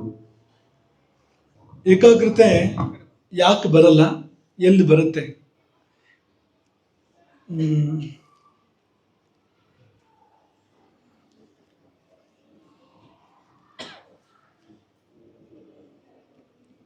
ನಿಮಗೆ ಧಾರಾವಾಹಿ ಇಷ್ಟನಾ? ಯಾರಿಗೆ ಧಾರಾವಾಹಿ ಇಷ್ಟತೆ ಐತೆ? ಯಾರು ಇಲ್ವಾ? ಇಡೀ ಸಭೆಯಲ್ಲಿ ಯಾರು ಧಾರಾವಾಹಿ ಇಷ್ಟ ಇಲ್ವಾ? ನಿಮಗೆ ಕ್ರಿಕೆಟ್ ಇಷ್ಟನಾ? ಆಯ್ತು, ಈಗ ಒಂದು ಕ್ರಿಕೆಟ್ ಪಂದ್ಯ ನಡೀತಾ ಇದೆ ಅಂತ ಅನ್ಕೊಳ್ಳಿ ನೀವು. ಕ್ರಿಕೆಟ್ ಪಂದ್ಯ 2020 2020 ನಡೀತಾ ಇದೆ ಅಂತ ಅನ್ಕೊಳ್ಳಿ ನೀವು. ಪಂದ್ಯ ಶುರುವಾದ ಮೇಲೆ ನೀವು ಟಿ ವಿ ಮುಂದೆ ಕೂತ್ಕೊಂಡ್ರೆ ಎದ್ದೇಳ್ತೀರಾ? ನೀವು ಅಲ್ಲಾಡ್ತೀರಾ? ಆ ಕಡೆ ಈ ಕಡೆ ನೋಡ್ತೀರಾ? ಮುಗಿಯೋವರೆಗೂ ಕೂತ್ಕೊಂಡು ನೋಡ್ತೀರಲ್ವಾ? ಎಲ್ಲಿಂದ ಬಂತು ಏಕಾಗ್ರತೆ? ಅದಕ್ಕೆ ಏಕಾಗ್ರತೆ ಅಂತ ಹೆಸರು. ಆ ಕಡೆ ಈ ಕಡೆ ನೋಡದೆ ನೀವು ಅದನ್ನೇ ನೋಡ್ತಾ ಇರ್ತೀರಲ್ಲ, ಹೇಗೆ ನೋಡ್ತಾ ಇರ್ತೀರಿ ಅದನ್ನ? ಇಷ್ಟ ಅಂತ, ಇಷ್ಟ ಇದೆ ಅಂತ.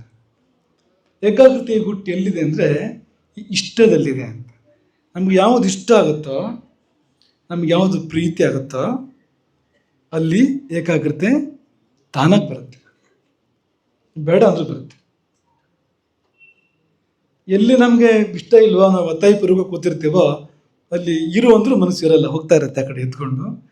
ಆದರೆ ಎಲ್ಲಿ ನಮಗೆ ಪ್ರೀತಿ ಇರುತ್ತೋ, ಎಲ್ಲಿ ನಮ್ಗೆ ಇಷ್ಟ ಇರುತ್ತೋ, ಎಲ್ಲಿ ಖುಷಿ ಇರುತ್ತೋ ಅಲ್ಲಿ ತಾನೇ ಏಕಾಗ್ರತೆ ಬರುತ್ತೆ. ಕೆಲವರಿಗೆ ಹಾಡೋಕ್ಕೆ ಇಷ್ಟ, ಅವ್ರು ಹಾಡ್ತಾ ಇರ್ತಾರೆ.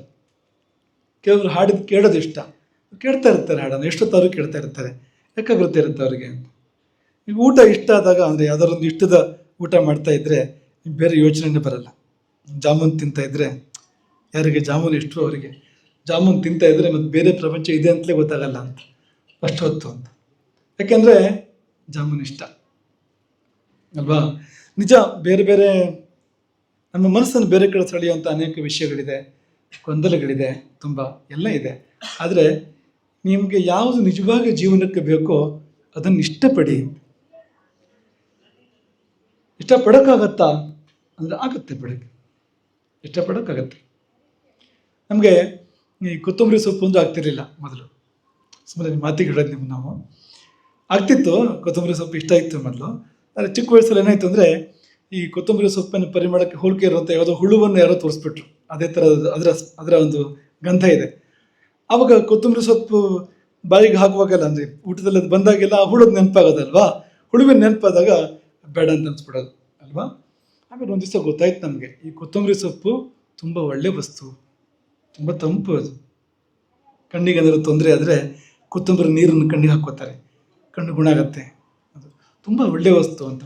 ಒಳ್ಳೆ ವಸ್ತು ಅಂತ ಆದಮೇಲೆ ಇಷ್ಟಪಡ್ಬೇಕು ಅದನ್ನು. ಇಷ್ಟ ಆಗಲ್ಲ ಅಂತ ಕೂತ್ಕೊಳ್ಳೋಕ್ಕಾಗಲ್ಲ ಅಂತ, ಇಷ್ಟಪಡ್ಬೇಕು. ನಮ್ಮ ಮನಸ್ಸಿಗೆ ನಾವು ಬುದ್ಧಿ ಹೇಳಬೇಕು, ಇಲ್ಲ ನೀನು ಇದನ್ನು ಇಷ್ಟಪಡು, ಇದು ಒಳ್ಳೇದು ಇದು ಅಂತ. ಇಷ್ಟಪಡಿಸೋದು ಹೇಗೆ ಅಂದರೆ, ಒಂದು 10 ಸಾರಿ ಮನಸ್ಸಿಗೆ ಹೇಳಬೇಕು, 100 ಸಾರಿ ಮನಸ್ಸಿಗೆ ಹೇಳಬೇಕು, ಇಲ್ಲ ಇದು ಒಳ್ಳೆಯದು, ಇದು ಒಳ್ಳೆಯದು, ಇದೇ ಒಳ್ಳೆಯದು, ಇದು ಮಾಡೋಕ್ಕಿರೋದು ನಾವು ಅಂತ ಮತ್ತೆ ಮತ್ತೆ ಮತ್ತೆ ಮತ್ತೆ ನಮ್ಮ ಮನಸ್ಸಿಗೆ ನಾವು ಹೇಳ್ಕೋಬೇಕು ಅಂತ. ನಿಧಾನಕ್ಕೆ ನಮ್ಗೆ ಇಷ್ಟ ಆಗೋಕ್ಕೆ ಶುರುವಾಗುತ್ತೆ. ಅದು ಒಂದ್ಸಾರಿ ಇಷ್ಟ ಆಯಿತು ಅಂದರೆ ಆಮೇಲೆ ಏಕಾಗ್ರತೆಗೆ ಏನು ಕಷ್ಟ ಇಲ್ಲ, ಏಕಾಗ್ರತೆ ಬಂದ್ಬಿಡುತ್ತೆ. ಹಾಗಾಗಿ ಪ್ರೀತಿನೇ ಏಕಾಗ್ರತೆಗೆ ಮೂಲ, ಇಷ್ಟನೇ ಏಕಾಗ್ರತೆಗೆ ಮೂಲ. ನಮಗೆ ಈಗ ಉದಾಹರಣೆಗೆ ದೇವರ ಬಗ್ಗೆ ಏಕಾಗ್ರತೆ ಬರಬೇಕು. ಮೀರಾಗೆ ಏಕಾಗ್ರತೆ ಬಂತು ದೇವರ ಬಗ್ಗೆ ಅಲ್ವಾ? ಹೇಗೆ ಬಂತು ಅಂದರೆ ಪ್ರೀತಿ ಇತ್ತು ತುಂಬ. ಕೃಷ್ಣನ ಮೇಲೆ ಏಕಾಗ್ರತೆ ತುಂಬ ಯಾಕೆ ಬಂತು ಅಂದರೆ ಅಷ್ಟು ಪ್ರೀತಿ ಕೃಷ್ಣನ ಮೇಲೆ, ಎಲ್ಲ ಮರ್ತೋಗ್ತಾ ಇತ್ತು ಉಳಿದಿದ್ದಲ್ಲ ಕೃಷ್ಣ ಅಂದ್ಕೊಡ್ಲಿ ಅಂತ. ಹಾಗಾಗಿ ಅಂಥ ಪ್ರೀತಿನ ನಾವು ದೇವರಲ್ಲೂ ಬೆಳೆಸ್ಕೋಬೇಕು ಮತ್ತು ಎಲ್ಲ ಒಳ್ಳೆಯದರಲ್ಲೂ ಕೂಡ ಬೆಳೆಸ್ಕೋಬೇಕು. ಹರೇ ರಾಮ್. ಮುಂದಿನ ಪ್ರಶ್ನೆ, ಕುಶಾಲ್ ರಾಜ್ BS 10ನೇ ತರಗತಿ ಎ ವಿಭಾಗದ ವಿದ್ಯಾರ್ಥಿ. ಈಗ ಕೇಳುತ್ತಿರುವ ಪ್ರಶ್ನೆ, ಮೋಕ್ಷ ಪಡೆದ ಆತ್ಮದ ವೈಯಕ್ತಿಕ ಅಸ್ತಿತ್ವ ಉಳಿಯುತ್ತದೆಯೇ ಅಥವಾ ಪರಬ್ರಹ್ಮದಲ್ಲಿ ಸಂಪೂರ್ಣ ಲೀನವಾಗುತ್ತದೆಯೇ? ಎಲ್ಲವೂ ದೇವರ ಇಚ್ಛೆಯಾದರೆ ಪಾಪ ಮತ್ತು ಪುಣ್ಯದ ಹೊಣೆ ಯಾರದ್ದು? ಎರಡು ಪ್ರಶ್ನೆ ಅದು. ತುಂಬ ಮೆಚ್ಚುಗೆ ಆಯಿತು. ಯಾಕೆಂದರೆ ಒಬ್ಬ 10ನೇ ತರಗತಿ ವಿದ್ಯಾರ್ಥಿ ಪರಬ್ರಹ್ಮದ ಬಗ್ಗೆ ಯೋಚನೆ ಮಾಡ್ತಾ ಇದ್ದಾನೆ. ಮಾತ್ರ ಅಲ್ಲ, ಆ ಪರಬ್ರಹ್ಮದಲ್ಲಿ ಲೀನ ಆಗೋದ್ರ ಬಗ್ಗೆ ಯೋಚನೆ ಮಾಡ್ತಾ ಇದ್ದಾನೆ. ಲೀನ ಆದ್ಮೇಲೆ ಏನಾಗುತ್ತೆ ಅಂತ ಯೋಚನೆ ಮಾಡ್ತಾ ಇದ್ದಾನೆ. ಅಂದರೆ 90 ವರ್ಷದವರೆಗೂ ಬರದೇ ಇರೋ ಯೋಚನೆ ಬರಬೇಕಾಗಿತ್ತು ಅವರಿಗೆ, ಆ ವಯಸ್ಸಿಗಾರು ಬರಬೇಕಾಗಿತ್ತು. ಬರದೇ ಇರೋ ಯೋಚನೆ ನಿಮಗೆ ತುಂಬ ಎಳ ವಯಸ್ಸಲ್ಲಿ ಬಂದಿದೆ. ನೀನೇ ಅದೃಷ್ಟವಂತ. ಯಾಕೆಂದರೆ ಇಂಥ ಅಪೇಕ್ಷೆ, ಇಂಥ ಪ್ರಶ್ನೆ ಬರೋಕ್ಕೂ ಪುಣ್ಯ ಬೇಕು ಅಂತ. ಎಲ್ರಿಗೂ ಬರಲ್ಲ, ಬರೋಕ್ಕೂ ಕೂಡ ಪುಣ್ಯ ಬೇಕು. ಪ್ರಶ್ನೆ, ಮೋಕ್ಷದ ನಂತರ ಆತ್ಮದ ವೈಯಕ್ತಿಕ ಅಸ್ತಿತ್ವ ಉಳಿಯುತ್ತೋ ಇಲ್ವೋ, ಬೇರೆ ಆತ್ಮ ಉಳಿಯುತ್ತೋ ಇಲ್ವೋ ಅಂತ ಕೇಳ್ತಾ ಇರೋಂಥದ್ದು. ನಿಮಗೆ ಉದಾಹರಣೆಗಳನ್ನು ಕೊಡ್ತೀವಿ ಇದಕ್ಕೆ. ಈಗ ಗಂಗಾ ನದಿ ಬೆಳ್ಳಗಿದೆ, ಬೆಳ್ಳಗಿದೆ ಗಂಗಾ ನದಿ. ಯಮುನಾ ನದಿ ಕಪ್ಪಿದೆ. ನೀವು ಬೇಕಾದರೆ ಈ ತ್ರಿವೇಣಿ ಸಂಗಮ ಇದೆ ಅಲ್ವಾ, ಅಲ್ಲಿ ನೋಡಿ ಬೇಕಾರೆ ನೀವು ಅದು ಚಿತ್ರ ನೋಡಿ ಸಾಕ್ತೀನಿ. ಚಿತ್ರ ನೋಡಿದರೆ ಬಿಳಿ ಗಂಗೆ ಕರಿ ಯಮುನೆ ಬಂದು ಸೇರೋದು ಕಾಣಿಸುತ್ತೆ ಅಂತ ಗೊತ್ತಾಗತ್ತೆ ಅಂತ. ಕಾಲಿಂದಿ, ಯಮುನಾ, ಯಮುನೆಯನ್ನು ಕೃಷ್ಣ ಅಂತ ಕೂಡ ಕರೀತಾರೆ, ಕೃಷ್ಣನನ್ನು ಕೃಷ್ಣ ಅಂತ ಕರೀತಾರೆ, ದ್ರೌಪದಿನೂ ಕೃಷ್ಣ ಅಂತ ಕರೀತಾರೆ, ಹಾಗೆ ಯಮುನಾ ನದಿನೂ ಕೃಷ್ಣ ಅಂತ ಕರೀತಾರೆ. ಒಂದೇ ಕಾರಣಕ್ಕೆ. ಯಾವ ಕಾರಣಕ್ಕೆ ಗೊತ್ತಾ? ಬಣ್ಣ ಅಂತ. ದ್ರೌಪದಿನೂ ಕಪ್ಪಿದ್ಲು, ದ್ರೌಪದಿ ತುಂಬ ಬಿಳಿ ಇದ್ಲು ತರ್ಕೋಬೇಡಿ ನೀವು. ದ್ರೌಪದಿ ಎಣ್ಣೆಗಪ್ಪು. ನಿಮ್ಗೆ ಯಾರು ಬಿಳಿ ಇದ್ದರೂ ಜಂಬ ಕೊಚ್ಕೋಬೇಡಿ, ತುಂಬ ಯಾರು ಕಪ್ಪಿದ್ರು ತುಂಬ ಬೇಜಾರು ಮಾಡ್ಕೋಬೇಡಿ. ಯಾಕೆಂದರೆ ದ್ರೌಪದಿ ಅವರು ತ್ರಿಲೋಕ ಸುಂದರಿ ಅಂತ ಲೆಕ್ಕ. ಅವಳು ಕಪ್ಪಿದ್ಲು. ಕೃಷ್ಣ ವಿಶ್ವಮೋಹನ ಕಪ್ಪಿದ್ದ, ರಾಮ ಕಪ್ಪಿದ್ದ, ಎಣ್ಣೆಗಪ್ಪು. ರಾಮನ ಬಣ್ಣ ಕೂಡ ಮೋಡದ ಬಣ್ಣ ಅಂತ ಆ ಥರ ಇದ್ದ. ಹಾಗೆ ಯಮುನೆ ಕೂಡ, ಯಮುನೆ ಎಣ್ಣೆಗಪ್ಪು. ಶೋಣ ಅಂತ ಒಂದು ನದಿ ಇದೆ, ಅದು ಕೆಂಪು. ಶೋಣ ಶಬ್ದಕ್ಕೆ ಕೆಂಪು ಅಂತ ಅರ್ಥ ಇದೆ. ಶೋಣಿತ ಅಂತ ರಕ್ತವನ್ನು ಕರೀತಾರೆ, ಕೆಂಪು ಅಂತ. ಹಾಗಾಗಿ ಒಂದು ಬಿಳಿ ನದಿ, ಒಂದು ಕಪ್ಪು ನದಿ, ಒಂದು ಕೆಂಪು ನದಿ, ಹೆಸರು ಬೇರೆ ಬೇರೆ. ಗಂಗಾ, ಯಮುನಾ, ಶೋಣ ಹೆಸರು ಬೇರೆ ಬೇರೆ.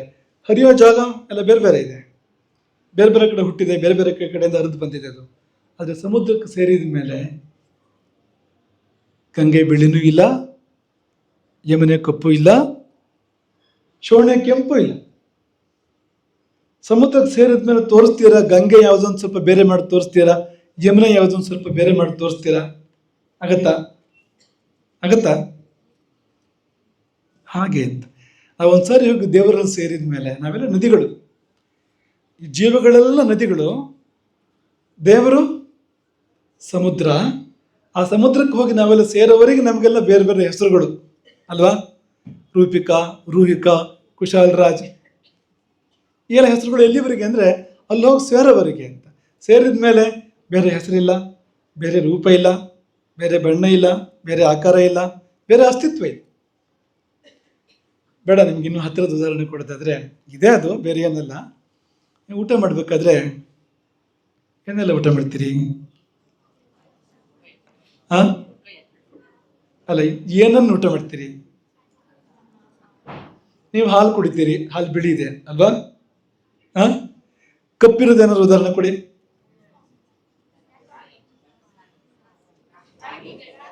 ರಾಗಿ ಮುದ್ದೆ ಕಪ್ಪಿದೆ ಅದು. ಮತ್ತೆ ಕೆಂಪಿರೋದು ಯಾವ್ದಾದ್ರು ಉದಾಹರಣೆ ಕೊಡಿ. ಸಾರು ಕೆಂಪಿರುತ್ತೆ, ಮೆಣಸಿನಕಾಯಿ ಕೆಂಪಿರುತ್ತೆ ಅಲ್ವಾ, ಸಾರು ಕೆಂಪಿರುತ್ತೆ. ಈ ಕಪ್ಪು ಕೆಂಪು ಬಿಳಿ ಎಲ್ಲ ಊಟ ಮಾಡ್ತೀರಿ. ಒಳಗಡೆ ಹೋದ್ಮೇಲೆ ನಮ್ಮೊಳಗೆ ಒಂದಾಗತ್ತಲ್ವ ಅದು. ಈ ಆಹಾರ ಅನ್ನೋದು ನಮ್ಮೊಳಗೆ ಹೋಗಿ ಒಂದಾಗತ್ತೆ, ನಮ್ಮಲ್ಲಿ ಪೂರ್ತಿ ಲೀನ ಆಗತ್ತೆ ಆಹಾರ ಅಂತ. ನಮ್ಮ ಮೈ ಆಗತ್ತೆ ಅದು, ನಮ್ಮ ಚರ್ಮ, ರಕ್ತ, ಮಾಂಸ ಎಲ್ಲ ಆಗುತ್ತಲ್ವ ಅದು. ಆಮೇಲೆ ನೀವು ಹಾಲು ತೋರಿಸಿ ಎಲ್ಲಿದೆ ಅಂತ, ಮೊಸರು ತೋರಿಸಿ, ನೀವು ತಿಂದು ಬೆಣ್ಣೆ, ಮೊಸರು, ರಾಗಿ ಮುದ್ದೆ ಎಲ್ಲ ತೋರಿಸಿ, ಸಾರು ಎಲ್ಲ ತೋರಿಸಿ ಬೇರೆ ಮಾಡಿ ತೋರ್ಸೋಕ್ಕಾಗತ್ತಾ? ನೀವು ನಿನ್ನೆ ಮೊನ್ನೆ ಆಚೆ ಮನೆ ಊಟ ಮಾಡಿದ್ದು, ಕಳೆದ ವರ್ಷ ಊಟ ಮಾಡಿದ್ದೆಲ್ಲ ಬೇರೆ ಬೇರೆ ತೋರಿಸಿ ನಮ್ಗೆ ಎಲ್ಲಿದೆ ಅಂತ ತೋರ್ಸೋಕ್ಕಾಗತ್ತಾ? ಯಾವತ್ತು ನಿಮಗೆ ತೋರ್ಸೋಕ್ಕಾಗತ್ತೋ ಅವತ್ತು ನಿಮಗೆ ಜೀವ ದೇವರಲ್ಲಿ ಸೇರಿದ ಮೇಲೆ, ಪರಬ್ರಹ್ಮನಲ್ಲಿ ಲೀನ ಆದಮೇಲೆ ಬೇರೆ ತೋರ್ಸೋಕ್ಕಾಗತ್ತೆ. ಇಲ್ಲಿರೋ ತೋರ್ಸೋಕ್ಕಾಗಲ್ಲ. ಲೀನ ಅಂದರೆ ಅದು ಅಂತ. ಲೀನ ಅಂತಂದಮೇಲೆ ಅದು ಬೇರೆ ಮಾಡೋಕ್ಕೆ ಬರಲ್ಲ. ಮತ್ತೆ ಇದು ಒಂದನೇ ಪ್ರಶ್ನೆ ಗೊತ್ತಾ? ಎರಡನೇ ಪ್ರಶ್ನೆ, ಎಲ್ಲವೂ ದೇವರ ಇಚ್ಛೆ ಆದರೆ ಪಾಪ ಮತ್ತು ಪುಣ್ಯದ ಹೊಣೆ ಯಾರದು? ದೇವರಿದ್ದೇ ಅಲ್ವಾ ಅದು? ಪಾಪ ಮತ್ತು ಪುಣ್ಯದ ಹೊಣೆ ಎಲ್ಲ ದೇವರದ್ದೇ ಅಲ್ವಾ ಇದೆಲ್ಲ? ಮತ್ತೆ ಶಿಕ್ಷೆ ನಮಗೆ ಯಾಕೆ ಶಿಕ್ಷೆ?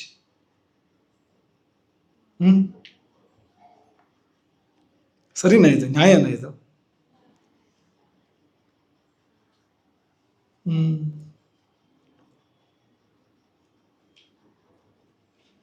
ನಿಮ್ಗೆ ಯಾರೋ ತುಂಬ ಇಷ್ಟವಾದವ್ರು ಭೇಟಿ ಆಗ್ತಾರೆ, ಖುಷಿ ಆಗುತ್ತಲ್ವಾ? ಆ ಖುಷಿ ಯಾರಿಗಾಗತ್ತೆ? ನಿಮ್ಗಾಗುತ್ತೋ ದೇವರಿಗಾಗುತ್ತೋ? ಐಸ್ ಕ್ರೀಮ್ ತಿಂದ್ರಿ, ನಮ್ಗೆ ಹೆಚ್ಚಿಗೆ ತಿಂಡಿ ಹೆಸರು ಗೊತ್ತಿಲ್ಲ ನಮಗೆ, ಇಲ್ದಿರು ಹೇಳ್ತಾ ಇದ್ವು, ನಮ್ಗೆ ಗೊತ್ತಿರೋದಕ್ಕೆ ಕೆಲವೋ ಖುಷಿ ಯಾರಿಗಾಗತ್ತೆ? ಅದೇ ಥರ ಒಂದು ಕತೆ ಇದೆ. ಒಂದು ಯಮಧರ್ಮನ ಮುಂದೆ ಒಬ್ಬ ಪಾಪಿ ಹೋಗಿ ನಿಂತನಂತೆ.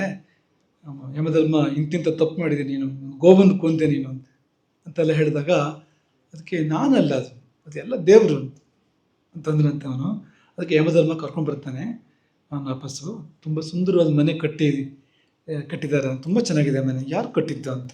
ನಾನೇ ಕಟ್ಟಿದ್ದು. ತೋಟ ತುಂಬ ಚೆನ್ನಾಗಿತ್ತು, ಎದುರುಗಡೆಗೆ ತುಂಬ ಒಳ್ಳೆ ಉದ್ಯಾನವನ ಇತ್ತು. ಇದ್ಯಾರು ಮಾಡಿದ್ದು? ನಾನೇ ಮಾಡಿದ್ದು. ಎಲ್ಲ ಸಾಲಾಗಿ ಹೇಳ್ತಾರೆ ನಾನು ಮಾಡಿದ್ದು ಅಂತ. ಮತ್ತು ಗೋವು ಸತ್ಪಿದಿತ್ತಲ್ಲ ಇದ್ಯಾರು ಮಾಡಿದ್ದು ಅಂತ. ಮತ್ತಿಲ್ಲ ಆಗ ಅಂತ ಉತ್ತರ ಇಲ್ಲ ಅಂತ. ಮಕ್ಕಳೇ, ಪಾಪ ಪುಣ್ಯದ ಹೊಣೆ ನಮ್ದೇನೆ, ದೇವರದ್ದಲ್ಲ. ಪಾಪ ಪುಣ್ಯದ ಹೊಣೆ ನಮ್ದೇನೆ. ದೇವರು ನಮ್ಮ ಪಾಪ ಪುಣ್ಯಕ್ಕೆ ತಕ್ಕಂತೆ ಅವನು ನಮಗೆ ಬದುಕನ್ನು ಕೊಡ್ತಾನೆ, ಒಳ್ಳೆದು ಕೆಟ್ಟದನ್ನು ಕೊಡ್ತಾನೆ. ಈಗ ಆಟದಲ್ಲಿ ತೀರ್ಪುಗಾರರು ಇರ್ತಾರಲ್ವಾ, ಈಗ ನಾವು ಒಳಗೆ ಹೊರಗೆ ಅದನ್ನು ಯಾರು ತೀರ್ಮಾನ ಮಾಡ್ತಾರೆ? ಆಟದಲ್ಲಿ ನಾವು ಇನ್ನ ಔಟ ಯಾರು ತೀರ್ಮಾನ ಮಾಡ್ತಾರೆ? ರೆಫ್ರಿ ತೀರ್ಮಾನ ಮಾಡ್ತಾರೆ, ಅಂಪೈರ್ ತೀರ್ಮಾನ ಮಾಡ್ತಾರೆ ಅಲ್ವಾ? ಅಂಪೈರ್ ತಮ್ಮ ಇಷ್ಟ ಪ್ರಕಾರ ತೀರ್ಮಾನ ಮಾಡ್ತಾರ. ನಾವು ಔಟ್ ಆಗಿದ್ರೆ ಔಟ್, ಹೌದಲ್ವಾ? ಒಳ್ಳೆ ಅಂಪೈರ್ ಆದ್ರೆ. ಎಲ್ಲರಿಗೂ ಇದು ಅನ್ವಯ ಆಗತ್ತೆ ಅಂತಲ್ಲ, ದೇವರು ಒಳ್ಳೆ ಅಂಪೈರ್ ಅಲ್ವಾ? ಹಾಗಾಗಿ ಒಳ್ಳೆ ಅಂಪೈರ್ ಮಾತ್ರ ತಗೋಬೇಕು ನೀವು ಇಲ್ಲಿ ಅಂತ. ತೀರ್ಪುಗಾರರು ತೀರ್ಪು ಕೊಡ್ತಾರೆ. ಆ ತೀರ್ಪು ಕೊಟ್ಟ ಮಾತ್ರಕ್ಕೆ ಅವ್ರಿಷ್ಟ ಅಂತ ಅಲ್ಲ, ಅದು ನಾವೇನು ಪಡ್ಕೊಂಡಿದ್ದೀವೋ ಅದನ್ನು ಕೊಡ್ತಾರೆ ಅವರು. ನಾವು ಗೆದ್ರೆ ಗೆಲುವು, ಸೋತ್ರ ಸೋಲು ಅಲ್ವಾ? ನಮಗೆ ಇದು ಬಿಂದು ಬಂದರೆ, ಪಾಯಿಂಟ್ಸ್ ಬಂದರೆ ಬಂತು, ಹೋದ್ರೆ ಹೋಯ್ತು, ಆಗಿದ್ದನ್ನು ಹೇಳ್ತಾರೆ, ಇರೋದನ್ನ ಹೇಳ್ತಾರೆ. ದೇವರು ಕೂಡ ಹಾಗೆ ಅಂತ. ನಮ್ಮ ಪೂರ್ವ ಕರ್ಮ ಏನಿದೆ, ಪಾಪವು ಪುಣ್ಯವು, ನಾವು ಹಿಂದೆ ಮಾಡಿದ್ದೇನಿದೆ ಅದಕ್ಕೆ ತಕ್ಕ ಫಲವನ್ನು ದೇವರು ನಮ್ಗೆ ಕೊಡ್ತಾರೆ. ಹಾಗೆ ದೇವ್ರ ಇಚ್ಛೆ ಅಂದರೆ ನಮ್ಮ ಕರ್ಮದ ಪ್ರಕಾರ ಇಚ್ಛೆ, ಅದು ಹೊರತು ಅದು ಅವನ ಸ್ವತಂತ್ರ ಇಚ್ಛೆ ಅಲ್ಲ. ಅದು ಸ್ವತಂತ್ರ ಇಚ್ಛೆ ನಮ್ಮದಿದೆ ಅಂತ. ಯಾವುದನ್ನು ಮಾಡಬೇಕು, ಯಾವುದನ್ನು ಮಾಡಬಾರ್ದು ತೀರ್ಮಾನ ನಮ್ಮ ಕೈಲಿದೆ. ನಾವು ಒಳ್ಳೇದು ಮಾಡಿದರೆ ನಮಗೆ ಪುಣ್ಯ ಬರುತ್ತೆ, ಕೆಟ್ಟದ್ದು ಮಾಡಿದರೆ ಪಾಪ ಬರುತ್ತೆ. ಅದು ಜೀವದ ಸ್ವಾತಂತ್ರ್ಯ. ಹರೇ ರಾಮ.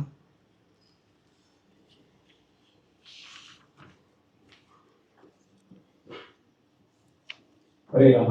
ಮುಂದಿನ ಪ್ರಶ್ನೆ ದಿಶಾ ಜಿ ಭಟ್, 10ನೇ ತರಗತಿ ಎ ವಿಭಾಗದಿಂದ. ಪೋಷಕರು ನಮ್ಮಿಂದ ಕೆಲವು ನಿರೀಕ್ಷೆಗಳನ್ನು ಇಟ್ಟುಕೊಳ್ಳುತ್ತಾರೆ. ಕೆಲವೊಮ್ಮೆ ಅವುಗಳನ್ನು ಪೂರೈಸಲು ಸಾಧ್ಯವಾಗದ ಸಂದರ್ಭಗಳು ಬರುತ್ತವೆ. ಅಂತಹ ಸಂದರ್ಭದಲ್ಲಿ ಮನಸ್ಸು ನಿರುತ್ಸಾಹಗೊಳ್ಳದೆ, ಆತ್ಮವಿಶ್ವಾಸವನ್ನು ಕಳೆದುಕೊಳ್ಳದೆ, ನಮ್ಮ ಸ್ವಭಾವ ಮತ್ತು ಮೌಲ್ಯಗಳನ್ನು ಉಳಿಸಿಕೊಂಡೇ ಆ ನಿರೀಕ್ಷೆಗಳತ್ತ ಹೇಗೆ ಮುನ್ನಡೆಯಬೇಕು? ಪೋಷಕರು ನಿರೀಕ್ಷೆ ಮಾಡ್ತಾರೆ ನಮ್ಮಿಂದ, ಮತ್ತು ನಾವು ನಿರೀಕ್ಷೆ ಮಾಡ್ತೀವಿ. ಪೋಷಕರಿಗಿಂತ ಜಾಸ್ತಿ ನಾವು ನನಗೆ ಇದಾಗಬೇಕು, ಅದಾಗಬೇಕು, ಇಷ್ಟು ಬರಬೇಕು, ಅಷ್ಟು ಬರಬೇಕು ಅಂತ ನಾವು ನಿರೀಕ್ಷೆ ಮಾಡ್ತೀವಿ. ಈ ನಿರೀಕ್ಷೆಗಳು ಜೀವನದಲ್ಲಿ ತುಂಬ ಇದ್ಬಿಟ್ಟಿರುತ್ತೆ. ನಮಗೂ ನಮ್ಮ ಬಗ್ಗೆ ಇರುತ್ತೆ, ಬೇರೆಯವ್ರಿಗೂ ನಮ್ಮ ಬಗ್ಗೆ ಇರುತ್ತೆ. ಇಲ್ಲಿ ಪ್ರಶ್ನೆ ಇರೋದು, ಆ ನಿರೀಕ್ಷೆ ಈಡೇರದೇ ಇದ್ದಾಗ ನಿರುತ್ಸಾಹ ಆಗುತ್ತೆ, ಆತ್ಮವಿಶ್ವಾಸ ಕುಸಿಯುತ್ತೆ, ದುಃಖ ಆಗತ್ತೆ ತುಂಬ. ಏನು ಮಾಡಬೇಕು, ಅದಾಗದೇ ಇರೋಕ್ಕೆ ಏನು ಮಾಡಬೇಕು ಅನ್ನೋದು ಪ್ರಶ್ನೆ ಇರೋವಂಥದ್ದು. ನಿಮ್ದೆಲ್ಲರ ಪ್ರಶ್ನೆನೂ ಆಗಿರುತ್ತೆ. ಇದು ದಿಶಾಂತ ಪ್ರಶ್ನೆ ಮಾತ್ರ ಅಲ್ಲ, ಎಲ್ಲರ ಮನಸ್ಸಿನ ದಿಶಾ ಇದು, ದಿಕ್ಕು ಇದು ಅಂತ. 2 ಶಬ್ದ ನಮಗೆ ಇಂಗ್ಲೀಷ್ ಅಂತ ಹೇಳ್ತೀವಿ, ನಿಮ್ಗೆ ಗೊತ್ತಿರೋದೆ, ಗೊತ್ತಿಲ್ಲದಿರೋದಲ್ಲ. ಅದರಲ್ಲಿ ಒಂದು ಬೇಕು, ಇನ್ನೊಂದು ಬೇಡ ಅಂತ. ಒಂದು ಎಕ್ಸ್ಪೆಕ್ಟ್, ಇನ್ನೊಂದು ಆಕ್ಸೆಪ್ಟ್. ಇದರಲ್ಲಿ ಯಾವುದು ಬೇಡ, ಯಾವ್ದು ಬೇಕು? ನೀವೇ ಹೇಳಿ ಯಾವ್ದು ಬೇಕು, ಯಾವ್ದು ಬೇಡ ಅಂತ. ನೀವು ಆಕ್ಸೆಪ್ಟ್ ಮಾಡೋದನ್ನು ಕಲಿಬೇಕು ಅಂತ. ಜೀವನದಲ್ಲಿ ಏನು ಬರುತ್ತೋ ಬಂದಿದ್ದನ್ನು ಸ್ವೀಕಾರ ಮಾಡೋದನ್ನು ಕಲಿಬೇಕು ಅಂತ. ಏನು ಮಾಡಬಾರ್ದು ಅಂದರೆ ಎಕ್ಸ್ಪೆಕ್ಟ್ ಮಾಡಬಾರ್ದು ಅಂತ. Expectations hurt. ನಿಮಗೆ ಯಾವಾಗ ನಿರೀಕ್ಷೆ ಅಂತ ಹುಟ್ಟುತ್ತೋ ಪಕ್ಕದಲ್ಲೇ ದುಃಖ ಇದೆ ಅಂತ ಲೆಕ್ಕ, ಪಕ್ಕದಲ್ಲೇ ನೋವಿದೆ ಅಂತ ಲೆಕ್ಕ. ಹಾಗಾಗಿ ನಿರೀಕ್ಷೆ ಮಾಡಬಾರ್ದು. ಹಾಗಂತ ಇನ್ನೊಂದು ಶಬ್ದ ಇದೆ, ಅದು ಬೇಕು. ಅದ್ಯಾವುದು? ಎಫರ್ಟ್. ಅದು ಬೇಕು. ನೀವು ಪ್ರಯತ್ನ ಮಾಡಬೇಕು. ನೀವು ಒಳ್ಳೆಯದಕ್ಕೋಸ್ಕರ ಪ್ರಯತ್ನ ಮಾಡಬೇಕು. ಆ ಪ್ರಯತ್ನ ಮಾಡ್ಬೇಕಾದ್ರೆ ಏನು ರಾಜಿ ಮಾಡಬಾರ್ದು. ಆದರೆ ಏನು ಬರುತ್ತೋ ಅದು ದೇವರ ಪ್ರಸಾದ, ದೇವರ ಆಶೀರ್ವಾದ, ನಮ್ಮ ಒಳ್ಳೆಯದಕ್ಕೆ ಅದು ಹಾಗಾಗೋದದು. ನಮಗೇನಾದ್ರು ಸಿಕ್ಕಿರೂ ದೇವರ ಆಶೀರ್ವಾದ, ಅದು ಸಿಗದಿದ್ರೂ ದೇವರ ಆಶೀರ್ವಾದ. ಅದು ಎಲ್ಲೋ ಪ್ರದೇಶಕ್ಕೆ ಹೋಗ್ಬೇಕು ಅಂತ ಆಸೆ ಇರುತ್ತೆ, ಎಲ್ಲ ನಿಶ್ಚಯ ಆಗಿರುತ್ತೆ. ಅಕಸ್ಮಾತ್ ನಮಗೆ ಟಿಕೆಟ್ ಸಿಗೋದಿಲ್ಲ ಅಥವಾ ಏನೋ ಕಾರಣಕ್ಕೆ ಫ್ಲೈಟ್ ತಪ್ಪೋಗುತ್ತೆ, ಸಿಕ್ಕಿಲ್ಲ ಅಲ್ವಾ, ಇಲ್ಲಿ ಆ ಫ್ಲೈಟ್ ಬಿದ್ದೋದ್ರೆ, ಆಮೇಲೆ ವಿಮಾನ ದುರಂತ ಆದರೆ, ಆ ಫ್ಲೈಟ್ ಕ್ರಾಶ್ ಆದರೆ, ಆಗ ಹೇಳಿ ಒಳ್ಳೆದಕ್ಕೋ ಕೆಟ್ಟದ್ದಕ್ಕೋ ಅದು ಸಿಗದೆ ಇದ್ದಿದ್ದು ಯಾತಕ್ಕೋಸ್ಕರ. ಎಷ್ಟೋ ಸಂಗತಿಗಳು ಹೀಗಿರುತ್ತೆ ಜೀವನದಲ್ಲಿ. ನಮ್ಗೆ ಯಾಕೆ ಆಗಲ್ಲ ಅಂದರೆ ನಮ್ಮ ಒಳ್ಳೇದಕ್ಕೋಸ್ಕರ ಆಗಲ್ಲ. ಈಗ ಮಗು ಬೆಂಕಿ ಕೈ ಹಾಕೋಕೆ ಮುಂದೆ ಹೋಗ್ತಾ ಇರುತ್ತೆ, ಯಾಕಂದ್ರೆ ಬೆಂಕಿ ಚಂದ ಕಾಣಿಸುತ್ತೆ ಮಗುಗೆ. ನೀವೆಲ್ಲ ಒಂದು ಕಾಲದಲ್ಲಿ ಚಿಕ್ಕ ಮಕ್ಕಳಾಗಿದ್ದವರೇ ಅಲ್ವಾ, ಈಗಲೂ ಆ ಥರ ಮಾಡ್ತಾ ಇರ್ತೀರಿ. ಬೆಂಕಿ ಕೈ ಹಾಕೋಲ್ಲ, ಮತ್ತೇನಾದ್ರು ಬೆಂಕಿ ಥರದ ಕೈ ಹಾಕ್ತಾ ಇರ್ತೀರಿ ಇನ್ಯಾವುದಕ್ಕೂ ಸ್ವಲ್ಪ ದೊಡ್ಡವರಾದ್ಮೇಲೆ. ಈ ಬೆಂಕಿ ಕೈ ಹಾಕೋ ಮಗು ಒಂದು ತಾಯಿ ಹಿಂದಕ್ಕೆ ಎಳಿತಾಳೆ, ಯಾಕೆ? ಮಗು ಕೈ ಸುಡಬಾರ್ದು ಅಂತ ಅಲ್ವಾ. ಹಾಗೆ ದೇವರು ಕೂಡ ಏನೋ ಒಂದು ನಾವು ಬೇಕು ಅಂತ ಬಯಸ್ಕೊಂಡು ಹೋಗ್ತಾ ಇರ್ತೀವಲ್ಲ, ಸಿಗದೆ ಇರೋ ಥರ ಯಾಕೆ ದೇವರು ಮಾಡ್ತಾರೆ ಅಂದರೆ ಅದು ಸಿಕ್ಕಿದ್ದು ನಮ್ಗೆ ಒಳ್ಳೇದಲ್ಲ, ಅದು ನಮ್ಗೆ ಸಿಗಬಾರ್ದು. ಅದು ಯಾಕೆ ಸಿಗಬಾರ್ದು ಅಂತ ದೇವ್ರಿಗೆ ಗೊತ್ತು. ನಾವು ಯಾವತ್ತಿದ್ರೂ ಮಕ್ಕಳೇ ದೇವ್ರ ಮುಂದೆ, ನಾವು ದೊಡ್ಡವರು ಆಗೋದೇ ಇಲ್ಲ ಯಾವತ್ತೂ ಕೂಡ, ನಮಗೆ ಗೊತ್ತಿಲ್ಲ ಅಂತ. ಹಾಗಾಗಿ ಅದು ಆ ಥರ ಬರುತ್ತೆ. ಅದು ನಾವು ಪ್ರಯತ್ನ ಮಾಡಿದಂತೆ ಆಗಬೇಕು ಅಂತಿಲ್ಲ, ಆಗತ್ತೆ ಆಗಲ್ಲ. ಏನೇ ಬಂದ್ರೂ ನಾವು ಸಮಾನವಾಗಿ ತಗೋಬೇಕು ಅದನ್ನು. ಆಯ್ತಪ್ಪ ನಿನ್ನ ಇಷ್ಟ ಅಂತ ನಾನು ಪ್ರಯತ್ನ ಮಾಡಿದೆ, ಅದಾಗಿಲ್ಲ ಅನ್ನೋದು ನಿನ್ನ ತೀರ್ಮಾನ, ಅದು ನನ್ನ ಕರ್ಮ ಆಗಿದೆ, ನಾನು ನಡೆದು ಬಂದ ಹಾದಿ ಆಗಿದೆ, ಇಷ್ಟೇ ನನಗೆ ಪ್ರಾಪ್ತಿ ಇರೋವಂಥದ್ದು, ಅದು ಬೇಡ ನನಗೆ, ಬೇಡ ಅಂತ ಬಿಟ್ಬಿಡು, ಮುಂದಿನದಕ್ಕೆ ಹೋಗು, ಆ ಥರ ಇಟ್ಕೋಬೇಕು. ಹಾಗಾಗಿ ನೀನು ಕೇಳಿದ ಪ್ರಶ್ನೆಗೆ ಉತ್ತರ ಏನಂದರೆ, ನಿರೀಕ್ಷೆ ಇಟ್ಕೊಳ್ತಾರೆ ಅಥವಾ ಇಟ್ಕೊಳ್ತೀವಿ, ಅದಾಗಲ್ಲ. ಆಗದೇ ಇದ್ದಾಗ ಆತ್ಮವಿಶ್ವಾಸ ಕುಸಿಯುತ್ತೆ ಅಥವಾ ಮನಸ್ಸು ನಿರುತ್ಸಾಹ ಆಗುತ್ತೆ. ಏನು ಮಾಡಬೇಕು ಅಂದರೆ ಅಲ್ಲೇ ಐಬಿದೆ. ಎಲ್ಲಿ ಅಂದರೆ ನಿರೀಕ್ಷೆ ಇಟ್ಕೊಳ್ಳೋದಿದೆಯಲ್ಲ, ಅಲ್ಲೇ ಇದೆ ಐಬು ಅಂತ. ಇಟ್ಕೋಬಾರ್ದು ಅದನ್ನು. ಒಂದು ವೇಳೆ ಪೋಷಕರು ಬೇರೆಯವರು ನಮ್ಮ ಬಗ್ಗೆ ಇಟ್ಕೊಂಡ್ರು ನಾವು ಇಟ್ಕೋಬಾರ್ದು. ನಾವು ನಮ್ಮ ಅಮ್ಮಂಗೆ ಅಪ್ಪಂಗೆ ಹೇಳಬೇಕಾದೇನೆಂದರೆ ಪ್ರಯತ್ನ ಮಾಡ್ತೀನಿ, ಪ್ರಾಮಾಣಿಕವಾದ ಪ್ರಯತ್ನ ಮಾಡ್ತೀನಿ, ಅಷ್ಟಾನೆ ನಿನ್ನ ಕೈಲಿರೋದು. ಈಗ ಯಾವುದು ನಿನ್ನ ಕೈಲಿ ಇಲ್ಲ ಅದನ್ನ ಏನು ತಾನೇ ಮಾಡೋಕ್ಕೆ ಸಾಧ್ಯ? ನಿನ್ನ ಕೈಲಿ ಏನಿದೆ ಅದನ್ನು ತಾನೇ ನೀನು ಮಾಡೋಕ್ಕೆ ಸಾಧ್ಯ ಅಂತ. ಹಾಗಾಗಿ ನಮಗೇನು ಸಾಧ್ಯವೋ ನಾವು ಅದನ್ನು ಮಾಡ್ತೀವಿ, ಶಕ್ತಿ ಮೀರಿ ಪ್ರಯತ್ನ ಮಾಡ್ತೀವಿ. ಆ ಪ್ರಯತ್ನದಲ್ಲಿ ಮೋಸ ಮಾಡಲ್ಲ, 100ಕ್ಕೆ 100 ಪ್ರಯತ್ನ ಹಾಕ್ತೀವಿ. 100ಕ್ಕೆ 99 ಅಲ್ಲ, 98 ಅಲ್ಲ, 100ಕ್ಕೆ 100 ಪ್ರಯತ್ನ ಮಾಡ್ತೀವಿ. ಆಗಿಲ್ಲ ಅಂದರೆ ನಮ್ಮ ಕೈ ಮೀರಿದ್ದದು, ಅದಕ್ಕೆ ವ್ಯಥೆ ಪಡಬೇಕಾಗಿಲ್ಲ. ಆಯಿತು ಅಂದರೆ ಸಮಾಧಾನ, ಸಂತೋಷ. ಮಕ್ಕಳೇ, ನಿಮ್ಮಲ್ಲಿ ತುಂಬ ಜನ ಇದಕ್ಕೆ ಬಲಿಯಾಗ್ತಾರೆ, ಈ ನಿರೀಕ್ಷೆಗೆ ಬಲಿಯಾಗ್ತಾರೆ. 100ಕ್ಕೆ 100 ನಿರೀಕ್ಷೆ ಮಾಡಿರ್ತಾರೆ, ಫಸ್ಟ್ ರ್ಯಾಂಕ್ ನಿರೀಕ್ಷೆ ಮಾಡಿರ್ತಾರೆ ಅಲ್ವಾ. 99 ಬಂದರೂ ಬೇಜಾರಾಗುತ್ತೆ, 80 ಬಂದರೆ ಏನಾಗುತ್ತೆ, ಬದುಕಿರೋದೇ ಬೇಡ ಅಂತ ಅನ್ಸುತ್ತೆ, ಸತ್ತೋಗ್ಬಿಡೋಣ ಅಂತ ಅನ್ಸುತ್ತೆ ಅಲ್ವಾ. ಅದೇ ಯಾರೋ ಒಬ್ಬ ನಿರೀಕ್ಷೆ ಮಾಡಿಲ್ಲ ಅಂತ ಅನ್ಕೊಳ್ಳಿ, ಅವನು ಮತ್ತು ಕಡಿಮೆ ನಿರೀಕ್ಷೆ ಮಾಡಿದಾನೆ ಅಂತ ಅನ್ಕೊಳ್ಳಿ. ಅವನು 60 ನಿರೀಕ್ಷೆ ಮಾಡಿದಾನೆ, 100ಕ್ಕೆ 100 ಪ್ರಯತ್ನ ಮಾಡಿದ್ದಾನೆ, ಒಂದು 66 ಬರುತ್ತಾ ಅಂತ ಅನ್ಕೋತಾನೆ. ಪ್ರಯತ್ನ ಮಾಡಿದ ಮೇಲೆ ಪ್ರಯತ್ನ ಕಡಿಮೆ ಮಾಡಿರಲ್ಲ, ಆಗ ಅವನಿಗೆ 60 ಬಂದರೆ ಸಮಾಧಾನ ಆಗುತ್ತೆ, 80 ಬಂದರೆ ಸಂತೋಷ ಆಗುತ್ತೆ, 90 ಬಂದರೆ ಸಂಭ್ರಮ ಆಗುತ್ತೆ, 100 ಬಂದರೆ ಅವನು ಮೂಡದಲ್ಲಿ ತೇಲ್ತಾ ಇರ್ತಾನೆ, ಅಷ್ಟು ಖುಷಿ ಆಗುತ್ತೆ ಅವನಿಗೆ. ಇಲ್ಲಿ ಏನಪ್ಪ ಅಂದರೆ ಅಂಕಗಳು ಸಮಸ್ಯೆ ಅಲ್ಲ, ಅಲ್ಲಿ ಮನಸ್ಸು ಸಮಸ್ಯೆ ಅಂತ. ಮನಸ್ಸು ಜಾಸ್ತಿ ನಿರೀಕ್ಷೆ ಮಾಡಿದಾಗೆ ಅದು ಆ ಥರ ಆದರೂ ಖುಷಿ ಆಗಲ್ಲ ಅಂತ. ಈಗ 100ಕ್ಕೆ 100 ನಿರೀಕ್ಷೆ ಮಾಡಿದ್ವು, 100ಕ್ಕೆ 100 ಬಂತಂದ್ರೆ ಅಲ್ಲಿಂದ ಅಲ್ಲಿಗೆ ಅಷ್ಟೇ, ತುಂಬ ಖುಷಿ ಆಯಿತು ಅಂತೇನಿಲ್ಲ, ಆ ಥರ ಆಗುತ್ತೆ ನೋಡಿ ಅಂತ. ಅದೇ ನಿರೀಕ್ಷೆಗಿಂತ ಜಾಸ್ತಿ ಬಂದಾಗ ಖುಷಿ ಆಗುತ್ತೋ ಇಲ್ವೋ? ನಿರೀಕ್ಷೆನ ಕಮ್ಮಿ ಇಟ್ಕೋಬೇಕು, ಪ್ರಯತ್ನ ಕಮ್ಮಿ ಮಾಡಬಾರ್ದು. ಮತ್ತು ಗುರುಗಳು ಹೇಳಿದಾರೆ, ನಾವು ಇವತ್ತಿಂದ ಓದಲ್ಲ ನಾವು, ಯಾಕೆಂದರೆ ಗುರುಗಳು ಏನು ನಿರೀಕ್ಷೆ ಮಾಡಬಾರ್ದು ಅಂತ ಹೇಳಿದ್ರೆ ನನಗೇನು ನಿರೀಕ್ಷೆ ಇಲ್ಲ, ಎಷ್ಟು ಬೇಕಾದ್ರೂ ಬರಲಿ, ನಾನು ಓದಲ್ಲ, ಈ ಥರ ಅಲ್ಲ. ಅದು ಪ್ರಯತ್ನಗಳನ್ನು ಮಾಡದೇ ಇದ್ರೆ ತಪ್ಪಾಗತ್ತೆ, ನಮ್ದೇನೆ ನಮ್ಮ ಕರ್ಮ, ಈಗಿನ ಕರ್ಮ ಆಗುತ್ತೆ ಅದು. ಹಾಗೆ ಪ್ರಯತ್ನಗಳಲ್ಲಿ ಕೊರತೆ ಮಾಡಬಾರ್ದು, ಪ್ರಯತ್ನಗಳನ್ನಲ್ಲೂ ಸರಿಯಾಗಿ ಮಾಡಬೇಕು. ಆದರೆ ಮನಸ್ಥಿತಿ ಹೇಗಿರಬೇಕು ಅಂದರೆ, ನಾನು ಮಾಡೋದನ್ನು ಮಾಡಿದ್ದೀನಿ, ನನ್ನ ಕೈಲಿ ಏನಿದೆಯೋ ಅದೆಲ್ಲ ನಾನು ಸರಿಯಾಗಿ ಮಾಡಿದ್ದೀನಿ. ಈ ಅಂಕಗಳನ್ನ ಹಾಕೋದು ನಿಮ್ಮ ಕೈಲಿದೆಯಾ? ಅದು ಇನ್ಯಾರಿದ್ದು? ಅದು ನೀವ್ಯಾಕೆ ತರ್ಕಡ್ಸ್ಕೊತಿರೋದಕ್ಕೆ? ಮೌಲ್ಯಮಾಪಕರ ಕೆಲಸ ನಾವು ಮಾಡೋಕ್ಕೆ ಹೋಗ್ಬಾರ್ದು, ಅವ್ರು ಮಾಡ್ಕೋತಾರೆ ಅದನ್ನು. ನಾನು ಮಾಡೋ ಕೆಲಸ ನಾನು ಸರಿಯಾಗಿ ಮಾಡಿದ್ದೀನಿ, ನಾನು ಓದಿದ್ದೀನಿ, ನಾನು ಬರೆದಿದ್ದೀನಿ ಸರಿಯಾಗಿ, ಮುಗಿತಲ್ಲಿಗೆ. ಮುಂದೆಂದು ನಮಗೆ ಸಂಬಂಧಪಟ್ಟಿರೋದಲ್ಲ, ದೇವರಿಗೆ ಸಂಬಂಧಪಟ್ಟಿರೋದು. ಅದು ಬಿಟ್ಬಿಡ್ಬೇಕು, ನೆಮ್ಮದಿಯಾಗಿರ್ತೀರಿ, ತುಂಬ ಖುಷಿಯಾಗಿರ್ತೀರಿ. ಮುಂದಿನ ಪ್ರಶ್ನೆ, ಈ ವಿದ್ಯಾರ್ಥಿನಿ ಇಂದು ಬಂದಿಲ್ಲ, ಈ ಪ್ರಶ್ನೆ ಕೇಳಿದ್ದಾರೆ. ಈ ಪ್ರಶ್ನೆಗೆ ಉತ್ತರವನ್ನು ಪಡೆಯುವ ಕುತೂಹಲ ನಮ್ಮೆಲ್ಲರಿಗೂ ಕೂಡ ಇದೆ. ಹಾಗಾಗಿ ಪ್ರಶ್ನೆಯನ್ನು ಕೇಳಿ ಅಂತ ನಮ್ಮ ಹಿರಿಯರು ಹೇಳಿದ್ದಾರೆ. ನಮ್ಮ ಕೋಪವನ್ನ ಹೇಗೆ ಹಿಡಿತದಲ್ಲಿ ಇಟ್ಟುಕೊಳ್ಳುವುದು. ನಮಿತಾ ಪ್ರಸಾದ್ 9th ಬಿ ವಿಭಾಗದಿಂದ ಈ ಪ್ರಶ್ನೆಯನ್ನ ಕೇಳಿದ್ದಾರೆ. ನಿಮ್ಮ ಬಗ್ಗೆ ಕೇಳಿದ್ದ, ಟೀಚರ್ ಬಗ್ಗೆ ಕೇಳಿದ್ದೆ ಇದು. ಯಾಕೆಂದ್ರೆ ಮಕ್ಕಳಿಗೆ ಆಸೆ ಇರುತ್ತೆ, ಒಂದು ಅವರವ್ರ ಕೋಪ ಕಡಿಮೆ ಮಾಡ್ಕೋಬೇಕು ಅಂತ, ಇನ್ನೊಂದು ಅದಕ್ಕಿಂತ ಮುಖ್ಯವಾಗಿ ಈ ಮೇಷ್ಟ್ರು ಕೋಪ ಕಮ್ಮಿ ಆದರೆ ಜಾಸ್ತಿ ಅನುಕೂಲ ಆಗುತ್ತೆ ಅಲ್ವಾ. ನಾವು ಹಾರೈಸ್ತೀವಿ, ನಿಮ್ಮ ಶಿಕ್ಷಕರು ಅವ್ರನ್ನೆಲ್ಲ ನೋಡಿದ್ರೆ ಯಾರು ಆ ಥರ ಕೋಪ ಮಾಡೋ ಥರ ಕಾಣಿಸಲ್ಲ ನಮಗೇನು, ಎಲ್ಲ ತುಂಬ ಒಳ್ಳೆಯವರಾಗಿ ಕಾಣ್ತಾರೆ. ಅಕಸ್ಮಾತ್ ಕೋಪ ಮಾಡಿದ್ರು ನೀವು ಒಳ್ಳೆಯದಕ್ಕೇನೆ. ಅದು ತುಂಬ ದೊಡ್ಡ ಪ್ರಶ್ನೆ ಇದು, ತುಂಬ ಒಳ್ಳೆ ಪ್ರಶ್ನೆ ಇದು. ನಿಮ್ಗೊಂದು ಚಿಕ್ಕ ಉದಾಹರಣೆ ಬೇಗ ಹೇಳಿ ಮುಂದಕ್ಕೆ ಹೋಗ್ತೀವಿ. ಮಹಾಭಾರತದ ವನವಾಸ, ವನಪರ್ವ ಮಹಾಭಾರತದಲ್ಲಿ, ಅಲ್ಲಿ ಒಂದು ಸಂದರ್ಭದಲ್ಲಿ ಪಾಂಡವರು ಕಾಡಲ್ಲಿ ಅಲಿತಾ ಅಲಿತಾ ತುಂಬ ಬಾಯಾರಿಕೆ ಆಗತ್ತೆ, ನೀರು ಹುಡ್ಕೊಂಡು ಹೋಗ್ತಾರೆ. ಗೊತ್ತು ಇದು ನಿಮಗೆ. ಮೊದಲು ಸಹದೇವ ಹೋಗ್ತಾನೆ, ಅವನಿಗೊಂದು ಕೆರೆ ಸಿಗತ್ತೆ ಅಲ್ವಾ. ಕೆರೆ ನೀರು ಕುಡಿತಾನೆ ಅವನು. ಕುಡಿಬೇಡ ಕುಡಿಬೇಡ ಅಂತ ಧ್ವನಿ ಬರುತ್ತೆ ಮೊದಲು ಅದಕ್ಕಿಂತ, ನನ್ನ ಪ್ರಶ್ನೆಗೆ ಉತ್ತರ ಕೊಡು ಅಂತ. ನೆನಪಿದ್ಯಾ ನಿಮಗಿದು? ನನ್ನ ಪ್ರಶ್ನೆಗೆ ಉತ್ತರ ಕೊಡು, ಆಮೇಲೆ ನೀರು ಕುಡಿ ಅಂತ. ಅವನು ತುಂಬ ಬಾಯಾರಿಕೆ ಆಗಿರುತ್ತಲ್ಲ, ಅದೆಲ್ಲ ಏನು ಕೇಳಿದ್ರೆ ನೀರು ಕುಡಿತಾನೆ. ಕುಡಿಯೋಕೆ ಆ ಪ್ರಯತ್ನ ಮಾಡ್ತಿದ್ದಾಗೇನೆ ಕುಸ್ತು ಬಿದ್ದೋಗ್ಬಿಡ್ತಾನೆ. ಇದಾದ್ಮೇಲೆ ನಕುಲ, ಅದಾದ್ಮೇಲೆ ಅರ್ಜುನ, ಅದಾದ್ಮೇಲೆ ಭೀಮ, ಎಲ್ಲ ಮಾಡಿದ್ದು ಒಂದೇನೆ, ನೀರು ಕುಡಿಯೋಕೆ ಪ್ರಯತ್ನ ಮಾಡಿದ್ದು, ಪ್ರಶ್ನೆಗೆ ಉತ್ತರ ಕೊಡದೇ ಇದ್ದಿದ್ದು. ನೋಡಿ, ನಿಮ್ಮ ಪ್ರಶ್ನೆಗೆ ಉತ್ತರ ಕೊಡಿದ್ರೆ ಏನೆಲ್ಲ ಆಗ್ಬೋದು ಅಂತ, ಎಲ್ಲಿಂದ ಎಲ್ಲಿವರೆಗೆ ವ್ಯಾಪ್ತಿ ಇದೆ ನೋಡಿ ಅಂತ. ಕೊನೆಯಲ್ಲಿ ಧರ್ಮರಾಜ ಬರ್ತಾನೆ. ಅವನಿಗೆ ಒಂದು ಕಡೆಯಿಂದ ಬಾಯಾರಿಕೆ ಬೇರೆ, ಇನ್ನೊಂದು ಕಡೆಯಿಂದ ದುಃಖ ಬೇರೆ. ಯಾಕೆ ದುಃಖ? ಪ್ರಾಣಕ್ಕಿಂತ ಪ್ರೀತಿ ತಮ್ಮಂದಿರು ಎಲ್ಲ ಬಿದ್ದುಬಿಟ್ಟಿದ್ದಾರೆ. ಎಷ್ಟು ದುಃಖ ಆಗ್ಬೇಕು ಅವನಿಗೆ, ಧರ್ಮರಾಯನಿಗೆ. ಅವನಿಗೂ ಆ ಪ್ರಶ್ನೆ ಬರುತ್ತೆ, ಆ ಮಾತು ಬರುತ್ತೆ, ನನ್ನ ಪ್ರಶ್ನೆಗಳಿಗೆ ಉತ್ತರ ಕೊಡಿದಾನೆ ನೀನು ನೀರು ಕುಡಿಯೋ ಹಾಗಿಲ್ಲ, ನೀರು ಮುಟ್ಟೋ ಹಾಗಿಲ್ಲ.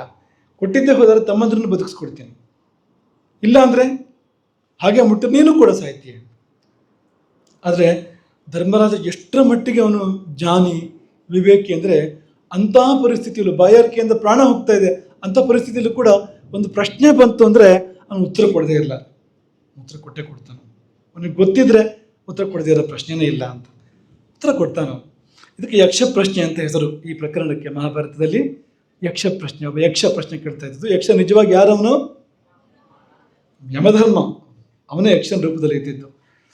ಅವನೇ ಕೇಳಿದ ಪ್ರಶ್ನೆಗಳನ್ನ. ಅದ್ರಲ್ಲಿ ಒಂದು ಪ್ರಶ್ನೆ ಏನಂದರೆ, ಗೆಲ್ಲಕ್ಕೆ ತುಂಬ ಕಷ್ಟ ಎನ್ನುವಂಥ ಶತ್ರು ಯಾರು? ಧರ್ಮರಾಜ ಕ್ಷತ್ರಿಯ ಅಲ್ವಾ, ಮತ್ತೆ ರಾಜ ಅಲ್ವಾ ಧರ್ಮರಾಜ. ಶತ್ರುಗಳಿದ್ದೇ ಇರ್ತಾರೆ, ದೊಡ್ಡ ದೊಡ್ಡ ಶತ್ರುಗಳು ಇರ್ತಾರೆ ಅವನಿಗೆ. ದುರ್ಯೋಧನ ಶತ್ರು, ಜಯದ್ರಥ ಶತ್ರು, ಯಾರ್ದಾರು ಹೆಸರು ಹೇಳಿ ಅಂತಿತ್ತು ಏನೋ ಬಹುಶಃ ಅವನಿಗೆ. ಯಾವ ಶತ್ರು ಗೆಲ್ಲೋಕೆ ತುಂಬ ಕಷ್ಟ ಅಂತ. ಅದಕ್ಕೆ ಧರ್ಮರಾಜ ಕೊಟ್ಟ ಉತ್ತರ ಏನು ಗೊತ್ತಾ? ಕೋಪ. ಅಲ್ಲಿ ಎರಡು ವಿಷಯ ಇದೆ. ಕೋಪ ಅನ್ನೋದು ಶತ್ರು ಉಂಟು, ಮತ್ತೆ ಕೋಪ ಗೆಲ್ಲೋಕೆ ಕಷ್ಟ, ಎರಡು ಸಂಗತಿಗಳಿದೆ. ಶತ್ರು ಯಾಕೆ ಕೋಪ? ನೀವೇ ಹೇಳ್ತೀರಾ, ಶತ್ರು ಯಾಕೆ ಕೋಪ? ಚೆನ್ನಾಗಿರುತ್ತಲ್ವ ಕೋಪ ಅಂದರೆ, ಮುಷ್ಟಿ ಕಟ್ಟಿ ಮುಖ ಎಲ್ಲ ಕೆಂಪು ಮಾಡಿ ತುಟಿ ಕಚ್ಚಿ. ನೀವು ಸಿನಿಮಾಗಿಂದ ನೋಡ್ತೀರಾ ಇಲ್ವೋ?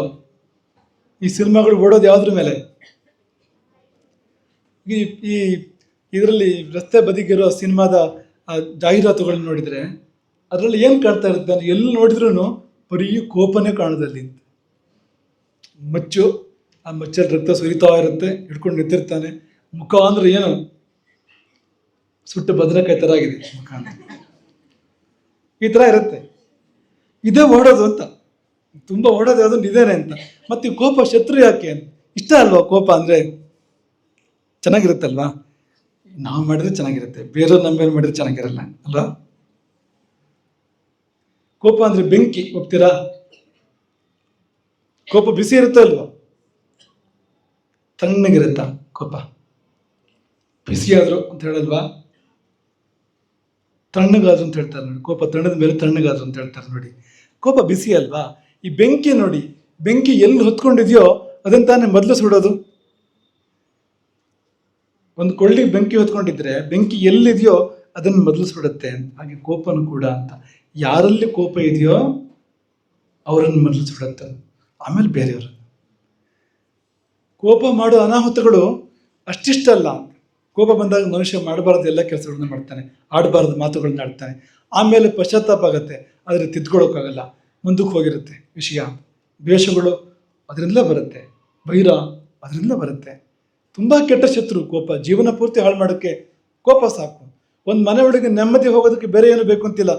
ನಿಮ್ಮ ಅಪ್ಪ ತುಂಬ ಕೋಪಿಷ್ಟ್ರು ಅಂದರೆ ಮತ್ತೆ ಬೇರೆ ಕಾರಣ ಏನು ಬೇಕಾಗಿಲ್ಲ. ಅಥವಾ ನಿಮ್ಮ ಅಮ್ಮಗೆ ತುಂಬ ಕೋಪ ಬರುತ್ತೆ ಅಂದರೆ ಅದು ಸಾಕಾಗತ್ತೆ, ನಿಮಗೆಲ್ಲ ನಗು ಬರ್ತಾ ಇದೆ ಕೆಲವರಿಗೆಲ್ಲ. ಇನ್ನು ಅಪ್ಪ ಅಮ್ಮ ಅಲ್ಲ, ನಿಮಗೆ ತುಂಬ ಕೋಪ ಬರುತ್ತೆ ಅಂದರೂ ಮನೆ ವಾತಾವರಣ ಹಾಳಾಗತ್ತೆ ಅಲ್ವ?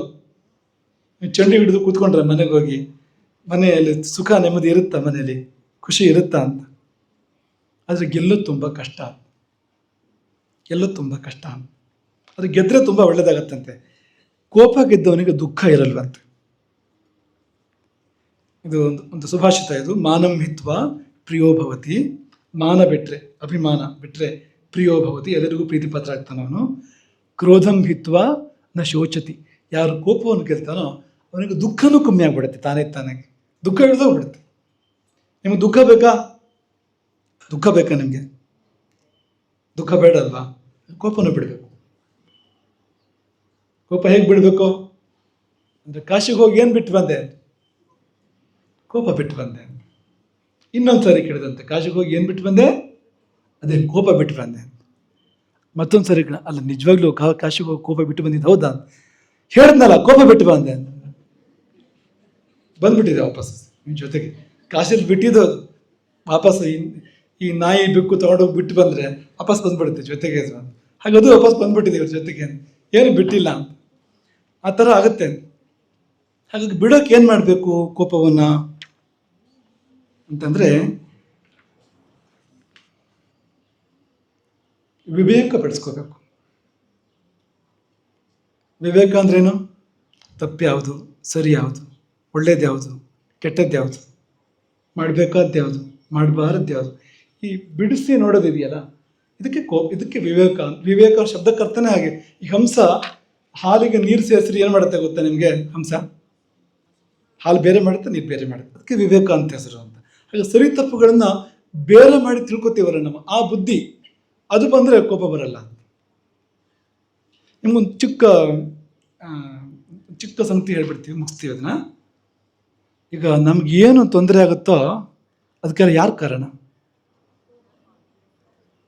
ಹಂಗಲ್ಲ, ಈ ಕೋಪ ಬರ್ಬೇಕಾದ್ರೆ ನಮಗೇನು ತೊಂದರೆ ಆಗಿರ್ಬೇಕಲ್ವಾ? ನಮಗೇನು ತೊಂದರೆ ಆಗ್ತಾನೆ ಕೋಪ ಬರೋದು. ಈ ತೊಂದರೆಗೆ ಯಾರು ಕಾರಣ? ನಾವೇ ಕಾರಣ, ನಮ್ಮ ಕರ್ಮ ಕಾರಣ. ನಾವು ಹಿಂದೆ ಮಾಡಿದ ಯಾವುದೋ ತಪ್ಪು ಕೆಲಸ ಇರುತ್ತಲ್ಲ, ಅದರಿಂದ ನಮಗೆ ತೊಂದರೆ ಆಗೋದು. ಯಾರಿಗೂ ದುಃಖ, ತೊಂದರೆ, ಕಷ್ಟ ಬೇರೆಯವರಿಂದ ಬರಲ್ಲ, ನಮ್ಮ ಕರ್ಮದಿಂದಲೇ ಬರುವಂಥದ್ದು. ನಾವು ಹಿಂದೆ ಮಾಡಿದ ಪಾಪಗಳು, ಹಿಂದೆ ಮಾಡಿದ ತಪ್ಪು ಕೆಲಸಗಳು, ಅದರಿಂದ ತೊಂದರೆಗಳು ಬರೋದು ನಮಗೆ. ಅವಾಗ ಬೇರೆಯವ್ರ ಮೇಲೆ ಯಾಕೆ ಕೋಪ ಮಾಡೋದು? ಇದೊಂದು ಭಾವ ಮನಸ್ಸಲ್ಲಿ ಸ್ಥಿರವಾಗಿದ್ದರೆ ಸಾಕು ಅಂತ. ನನಗೇನು ಒಳ್ಳೇದಾಗ್ತಾ ಇದೆಯೋ ಅಥವಾ ನನಗೇನು ಕೆಟ್ಟದಾಗ್ತಾ ಇದೆಯೋ ಅದಕ್ಕೆ ನಾನೇ ಕಾರಣ ಅಂತ ಚೆನ್ನಾಗಿ ಮನಸ್ಸಲ್ಲಿದ್ದರೆ ಇನ್ನೊಬ್ಬರ ಮೇಲೆ ಕೋಪ ಬರಲ್ಲ. ನನ್ನ ಕರ್ಮ ಅದು. ಅವ್ರು ಯಾಕೆ ನನ್ನ ಹತ್ರ ನಂಗೆ ಹಿಂಗೆ ಮಾಡ್ಬೇಕು ಅವರು ಅಂದರೆ, ನನ್ನ ಕರ್ಮ ಅದು. ಈ ಮಾತನ್ನು ಹಿರಿಯರು ಹೇಳ್ತಾ ಇದ್ರು. ಕಷ್ಟಗಳು ಬಂದಾಗ, ತೊಂದರೆಗಳು ಬಂದಾಗ ಕರ್ಮ ಹೇಳ್ತಾ ಇದ್ರೆ ಇಲ್ವೋ? ನನ್ನ ಕರ್ಮ ಹೇಳ್ತಿದ್ರಲ್ವ? ಹೇಳ್ತಾರ ಈಗಲೂ ಕೂಡ ಹೇಳ್ತಾರ? ನನ್ನ ಕರ್ಮ ಅನ್ನೋದಕ್ಕೆ ತುಂಬ ಒಳ್ಳೆ ಅರ್ಥ ಇದೆ ಅಂತ. ನೀನು ಯಾಕೆ ನಂಗೆ ಹಿಂಗೆ ಮಾಡ್ತಿದ್ದೀಯ ಅಂದರೆ ಅದಕ್ಕೆ ನೀನು ಕಾರಣ ಅಲ್ಲ, ನನ್ನ ಕರ್ಮ, ನನ್ನ ಪೂರ್ವ ಕರ್ಮ ಕಾರಣ. ಇದೊಂದು ತಿಳುವಳಿಕೆ ಚೆನ್ನಾಗಿದ್ದರೆ ಅವನ ಕೋಪವನ್ನು ಗೆಲ್ಲೋಕ್ಕೆ ಸಾಧ್ಯ ಇದೆ. ಮುಂದಿನ ಪ್ರಶ್ನೆ ಯುಕ್ತ ಸಿ 9th D ವಿಭಾಗದಿಂದ. ಇವರು ಕೂಡ ಇಂದು ಪ್ರೆಸೆಂಟ್ ಇಲ್ಲ, ಆದರೆ ಈ ಪ್ರಶ್ನೆಯನ್ನು ಕೂಡ ಕೇಳಿ ಅಂತ ಹೇಳಿದ್ದಾರೆ. ಸನ್ಯಾಸದ ಮಾರ್ಗವನ್ನೇ ಆಯ್ಕೆ ಮಾಡಲು ನಿಮಗೆ ಯಾವ ಪ್ರೇರಣೆ ಸಿಕ್ಕಿತು? ಇದು ನಮ್ಮ ಪ್ರೀತಿಯ ಶ್ರೀ ಸಂಸ್ಥಾನದವರಿಗೆ ಕೇಳಿದ ಪ್ರಶ್ನೆ. ಇದಕ್ಕೆ ಹಳ್ಳಿ ಭಾಷೆಯಲ್ಲಿ ಏನು ಹೇಳ್ತಾರೆ ಅಂದರೆ, ಬುಡಕ್ಕೆ ಕೈ ಹಾಕೋದು ಅಂತ. ಸೀದಾ ಬಂದು ಬುಡಕ್ಕೆ ಕೈ ಹಾಕೋದು ಅಂತ. ಹಾಗೆ ಯುಕ್ತ ಆ ಕೆಲಸ ಮಾಡಿದ್ದಾಳೆ. ತುಂಬ ಯುಕ್ತವಾದ ಪ್ರಶ್ನೆನೇ ಕೇಳಿದಾಳೆ, ಆದರೆ ಕೈ ಹಾಕಿದ್ದು ಮಾತ್ರ ಬುಡಕ್ಕೇನೆ ಅಂತ. ಹೆಂಗೆ ಸನ್ಯಾಸ ತಗೊಂಡ್ರಿ ಅಂತ ಕೇಳ್ತಾ ಇದ್ದಾರೆ ನೋಡಿ ಅವಳು ಅಂತ. ಮಕ್ಕಳೇ, ಅದೊಂದು ದೊಡ್ಡ ಕಥೆಯ ನೋಡಿ, ಚಿಕ್ಕ ಕಥೆ ಅಷ್ಟೇ ಅದು. ಸನ್ಯಾಸ ತಗೊಂಡಿದ್ದು ಹೇಗೆ, ಪ್ರೇರಣೆ ಸಿಕ್ಕಿದ್ದು ಹೇಗೆ ಅಂತ. ಶಂಕರಾಚಾರ್ಯ ಹೇಳಿದೊಂದು ಸ್ತೋತ್ರ ಇದೆ, ಭಜಗೋವಿಂದಂ ಅಂತ. ಕೇಳಿದ್ದೀರಾ? ಭಜ ಗೋವಿಂದಂ ಭಜ ಗೋವಿಂದಂ ಗೋವಿಂದಂ ಭಜ ಮೂಢಮತೆ. ಅದು ಸ್ತೋತ್ರ ಅಂತ ಮೇಲ್ನೋಟಕ್ಕೆ ಹೋದಾದ್ರೂ ತುಂಬ ವಿಷಯಗಳಿದೆ, ಜೀವನಕ್ಕೆ ಬೇಕಾದಂಥ ಅನೇಕ ವಿಷಯಗಳಿದೆ ಅದರಲ್ಲಿ. ಜೀವನ ಅಂದರೆ ಏನು, ಒಳ್ಳೆಯದೇ ಯಾವುದು, ಕೆಟ್ಟದ್ದು ಯಾವುದು, ಇದರ ನಿಜ ಏನು ಅನ್ನೋದನ್ನೆಲ್ಲ ಬಿಡಿಸಿ ಇಟ್ಬಿಟ್ಟಿದ್ದಾರೆ. ಅದು ತುಂಬ ಸರಳವಾಗಿದೆ, ಮಕ್ಕಳಿಗೂ ಅರ್ಥ ಆಗತ್ತಾರೆ ಇದೆ. ನಿಮ್ಗೆ ಸಂಸ್ಕೃತ ಗೊತ್ತಿದ್ರು ಅರ್ಥ ಆಗತ್ತೆ ನಿಮಗೆ. ಅಷ್ಟು ತುಂಬ ಸರಳವಾಗಿರುವಂಥ ಸಾಹಿತ್ಯ ಅದು ಭಜಗೋವಿಂದಂ ಅಂತ. ತುಂಬಾ ಇಲ್ಲ, ಸ್ವಲ್ಪ ಇದೆ ಅದು. ಇದನ್ನು ಕೇಳಿದಾಗ ನಮಗೆ ಸನ್ಯಾಸ ತಗೊಳ್ಬೇಕು ಅಂತ ಅನ್ಸಿತ್ತು. ಶಂಕರಾಚಾರ್ಯರ ಭಜಗೋವಿಂದಮನ ಶ್ಲೋಕಗಳನ್ನು ಕೇಳಿದಾಗ ಸನ್ಯಾಸ ತಗೊಳ್ಬೇಕು ಅಂತ ಅನಿಸ್ತು ಅಂತ. ಯಾಕೆಂದರೆ ಅವರು ಈ ಪ್ರಪಂಚ ಎಷ್ಟು ಸತ್ಯ ಎಷ್ಟು ಮಿಥ್ಯೆ ಅಂತ ಬಿಚ್ಚಿಟ್ಬಿಟ್ಟಿದ್ದಾರೆ ಇದರಲ್ಲಿ. ಸರಿ ಮನಸ್ಸಿಗೆ ಮುಟ್ಟಿದ್ರೆ ಇದೆಲ್ಲ ಸುಮ್ಮನೆ ಅಂತ ಅನ್ಸ್ಬಿಡುತ್ತೆ. ಅಲ್ಲಿದೆ ನಮ್ಮನೆ, ಇದೆಲ್ಲ ಸುಮ್ಮನೆ ಅಂತ ಅನ್ಸ್ಬಿಡುತ್ತೆ. ಭಜಗೋವಿಂದಂ ಸ್ತೋತ್ರ ಕಾರಣ ಮಹಾಪುರುಷರ ವಾಣಿ ಹಾಗಿರುತ್ತೆ. ಅವರ ಒಂದು ವಾಕ್ಯ, ಒಂದು ಶಬ್ದ, ಅದು ಪ್ರೇರಣೆ ಕೊಡೋಕೆ ಸಾಕು. ಬಲ್ಲವರು ಏನು ಹೇಳ್ತಾರೆ ಅಂದರೆ, ಒಬ್ಬ ಜ್ಞಾನಿ ದೇವರನ್ನು ನೋಡಿದವನು, ಅವನ ಮೈಯ ಯಾವ್ದಾದ್ರು ಒಂದು ಚಿಕ್ಕ ಕಣ ಇನ್ಯಾವುದಾದ್ರು ಮೈಗೆ ಸೇರಿದರೆ ಅವನು ಜ್ಞಾನಿ ಆಗ್ತಾನೆ. ಅವನ ಚಿಕ್ಕ ಅಂಶ, ಅವನ ಶರೀರದ ಚಿಕ್ಕ ಅಂಶ ಇನ್ನೊಬ್ಬರ ಮೈಗೆ ಹೋಗಿ ಸೇರಿದರೆ ಅವನು ಜ್ಞಾನಿ ಆಗ್ತಾನೆ ಅಂತ ಬಲ್ಲವರು ಹೇಳ್ತಾರೆ. ಅಷ್ಟು ಅವರಿಗೆ ಶಕ್ತಿ ಇರುತ್ತೆ ಅಂತ ಜ್ಞಾನಿಗಳಿಗೆ. ಅವ್ರ ಸಾಹಿತ್ಯ ಹೇಗಿರುತ್ತೆ ಅಂದರೆ, ಒಂದು ವಾಕ್ಯ, ಒಂದು ಶಬ್ದ, ಒಂದು ಪದ ಜೀವನನೇ ಪರಿವರ್ತನೆ ಮಾಡುತ್ತೆ. ನಿಮ್ಮದೇ ವಯಸ್ಸಲ್ಲಿ ನಮ್ಗೆ ಹಾಗಾಯಿತು. ನಿಮ್ಮದೇ ವಯಸ್ಸಲ್ಲಿ ಬಹುಶಃ ನಾವು 7-8 ತರಗತಿ ಆಗ್ತಾ ಇದ್ವೋ ಏನೋ ಓದಿದ್ರೆ, ಆ ವಯಸ್ಸಲ್ಲಿ ಈ ಸ್ತೋತ್ರ ಕೇಳಿದಾಗ ಅದ್ರಲ್ಲಿ ಅನೇಕ ಅಂಥ ಮಾತುಗಳಿದೆ. ಆ ಮಾತುಗಳನ್ನು ಕೇಳಿದಾಗ ಈ ಕಡೆಗೆ ನಮಗೆ ಪ್ರೇರಣೆ ಸಿಕ್ತು. ಸ್ತೋತ್ರ ತುಂಬ ಅಂದರೆ ಹೇಳೋಕೆ ಹೋದ್ರೆ ತುಂಬ ವಿಷಯ ಇದೆ, ಹಾಗಾಗಿ ಇಷ್ಟೇ ನಿಮ್ಗೆ ಹೇಳಿ ನಿಲ್ಲಿಸ್ತಾ ಇದ್ವಿ. ನೀವು ಕೂಡ ಭಜಗೋವಿಂದ, ನಿಮಗೆ ಒಂದು ಸಸ್ಪೆನ್ಸ್, ಒಂದು ಕುತೂಹಲ, ನೀವು ಭಜಗೋವಿಂದಂ ಓದಿ ನೋಡಿ ಏನಿದೆ ಅಲ್ಲಿ ಅಂತ, ನಿಮಗೂ ಏನಾದ್ರು ಆಗತ್ತಾ ನೋಡಿ ಅಂತ. ನಿಮ್ಮ ಅಮ್ಮ ಅಪ್ಪ ಬೈತಾರೋ ಏನೋ ಗೊತ್ತಿಲ್ಲ, ಆಮೇಲೆ ಗುರುಗಳು ಇದನ್ನ ಹೇಳ್ಕೊಟ್ಟಿದ್ದಾರೆ ಅಂತ, ಅದು ಓದಿ ನೋಡಿ, ಜೀವನಕ್ಕೆ ತುಂಬ ಉಪಯೋಗ ಆಗ್ಬೋದು, ನಿಮಗೆ ದಾರಿ ತೋರಿಸ್ಬೋದು ಅದು. ಮುಂದಿನ ಪ್ರಶ್ನೆ ಸಾತ್ವಿಕ್ ರಾವ್ 9th B ವಿಭಾಗದಿಂದ ಶ್ರೀ ಸಂಸ್ಥಾನದವರಿಗೆ ಕೇಳುತ್ತಿರುವ ಪ್ರಶ್ನೆ, ಮೂಲ ರಾಮದೇವರ ಮಹಿಮೆಗಳೇನು? ಭಾರಿ ಪ್ರಶ್ನೆ ಇದು. ರಾಮದೇವರ ಮಹಿಮೆ ಏನು ಅಂತ ಕೇಳಿದ್ರೆ ಏನು ಅಂತ ಹೇಳೋದು ನಿಮಗೆ, ಎಷ್ಟು ಅಂತ ಹೇಳೋದು, ಯಾವುದು ಅಂತ ಹೇಳೋದು, ತುಂಬ ಇದೆಯಲ್ಲ. ನೀವು ಕೂತ್ಕೋತೀರಾ? ನಾವು ಹೇಳೋಕ್ಕೆ ಶುರು ಮಾಡಿದರೆ ಮತ್ತೆ ನೀವು ಹೇಳೋಕ್ಕಾಗಲ್ಲ. ನಿಮಗೆ ಸಂಜೆ ಮನೆಗೆ ಹೋಗೋಕ್ಕಾಗಲ್ಲ ಇವತ್ತು, ಯಾಕೆಂದರೆ ಮುಗಿಯೋದೇ ಇಲ್ಲ, ಬದುಕೇ ಮುಗಿದ್ರೂ ಮುಗಿಯೋದಿಲ್ಲ ಅಂತಷ್ಟಿದೆ ಅಂತ. ಯಾವುದಪ್ಪ ಹೇಳೋದು? ಸಮುದ್ರಕ್ಕೆ ಸೇತುವೆ ಕಟ್ಟೋದವನ ಬಗ್ಗೆ ಏನಪ್ಪ ಹೇಳೋದು ಅಂತ. ಶಿವನ ಧನುಸ್ ಮುರಿದವನ ಬಗ್ಗೆ ಎಲ್ಲಿಂದ ಶುರು ಮಾಡೋದು ಅಂದರೆ ಒಂದೇ ಒಂದು ಮಹಿಮೆ ಹೇಳಿ ನಿಲ್ಲಿಸ್ಬಿಡ್ತೀವಿ. ನಿಮಗೆಲ್ಲ ಉಪಯೋಗ ಆಗೋಂಥದ್ದೇ ಅದು. ಅದೇನೆಂದರೆ, ರಾಮದೇವರ ಮಹಿಮೆ ಏನು ಅಂದರೆ, ಒಬ್ಬ ದರೋಡೆಕೋರ, ಭಾರಿ ಕೆಟ್ಟವನಂತೆ ದರೋಡೆಕೋರ. ಅವನನ್ನು ತತ್ವರಾಮಾಯಣ ಸರ್ವ ಜಂತು ಭಯಂಕರ ಅಂತ ಕರೆದಿದೆ. ಸರ್ವ ಜಂತು ಭಯಂಕರ ಅಂದರೆ ಏನು? ಎಲ್ಲ ಜೀವಿಗಳಿಗೂ ಅವನು ಭಯಂಕರ. ಮನುಷ್ಯರಿಗೆ ಮಾತ್ರ ಅಲ್ಲ, ಪಶು ಪಕ್ಷಿ ಪ್ರಾಣಿ ಸಸ್ಯ ಅದು ಇದು ಅಂತೆಲ್ಲ ಕಂಡದ್ದೆಲ್ಲ ಕಡ್ದಿದ್ದೆ ಅಂಥವನು. ನೀವು ಬುದ್ಧನ ಕತೆ ಕೇಳಿದ್ದೀರಾ? ಅಂಗುಲಿಮಾಲ ಅಂತ ಬರ್ತಾನೆ, ಅಲ್ಲೊಬ್ಬ ಎಷ್ಟೋ ಜನರನ್ನು ಕೊಂದು ಅವ್ರ ಬೆರಳನ್ನೆಲ್ಲ ಕತ್ತರಿಸಿ ಮಾಲೆ ಥರ ಹಾಕ್ಕೊಂಡಿದ್ದ. ಅದೇ ತರಹ ಇವನು ಕೂಡ ಅಂತ. ಕಠೋರ ದೀಹಿ, ಭಾರಿ ಕ್ರೂರಿ ಅಂತ, ತುಂಬ ಕ್ರೂರಿ ಅಂತ. ಅವರಲ್ಲಿ ಹಣ ಇದೆಯೋ ಇಲ್ಲವೋ ಅಂತ ನೋಡ್ತಿರ್ಲಿಲ್ಲ ಅಂತೆ. ಯಾರನ್ನಾದ್ರು ಕೊಲ್ಬೇಕಾದ್ರೆ, ಯಾರನ್ನಾದ್ರು ಆಕ್ರಮಣ ಬಿಡಬೇಕಾದ್ರೆ ಹಣ ಇದೆಯೋ ಇಲ್ಲವೋ ಅಂತ ಕೂಡ ನೋಡ್ತಿರ್ಲಿಲ್ಲ ಅಂತೆ. ಹೊಡೆದಿದ್ದೆ ಇಂಥವನು. ಅವನಲ್ಲಿ 7.5 ಬಂಡಿ ಜನವರ ಇತ್ತಂತೆ. ಅವನ ಮನೆ ಹತ್ರ 7.5 ಬಂಡಿ ಆಗೋಷ್ಟು ಜನವರ ಇತ್ತಂತೆ. ಏನದು? ಅಷ್ಟು ವಿಪ್ರರನ್ನು ಕೊಂದಿದ್ದವನು ಅಂತ.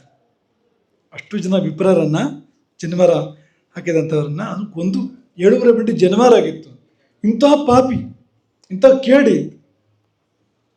ಕೇಡಿ ಅವನು ಒಳ್ಳೆಯವನಾಗ್ತಾನೆ.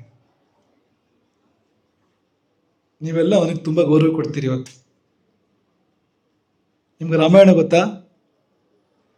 ಯಾರು ರಚನೆ ಮಾಡಿದ್ರು ರಾಮಾಯಣನ? ಅವ್ರದ್ದೇ ಕತೆ ಇದು, ಅವ್ರದ್ದೇ ಕತೆ ಇದು. ಹಿಂದಕ್ಕೆ ರತ್ನಾಕರ ಅಂತೂ ಕರೆದಿದ್ದಾರೆ, ಅಗ್ನಿಶರ್ಮ ಅಂತೂ ಕರೆದಿದ್ದಾರೆ ಇನ್ನೊಂದು ಕಡೆಗೆ.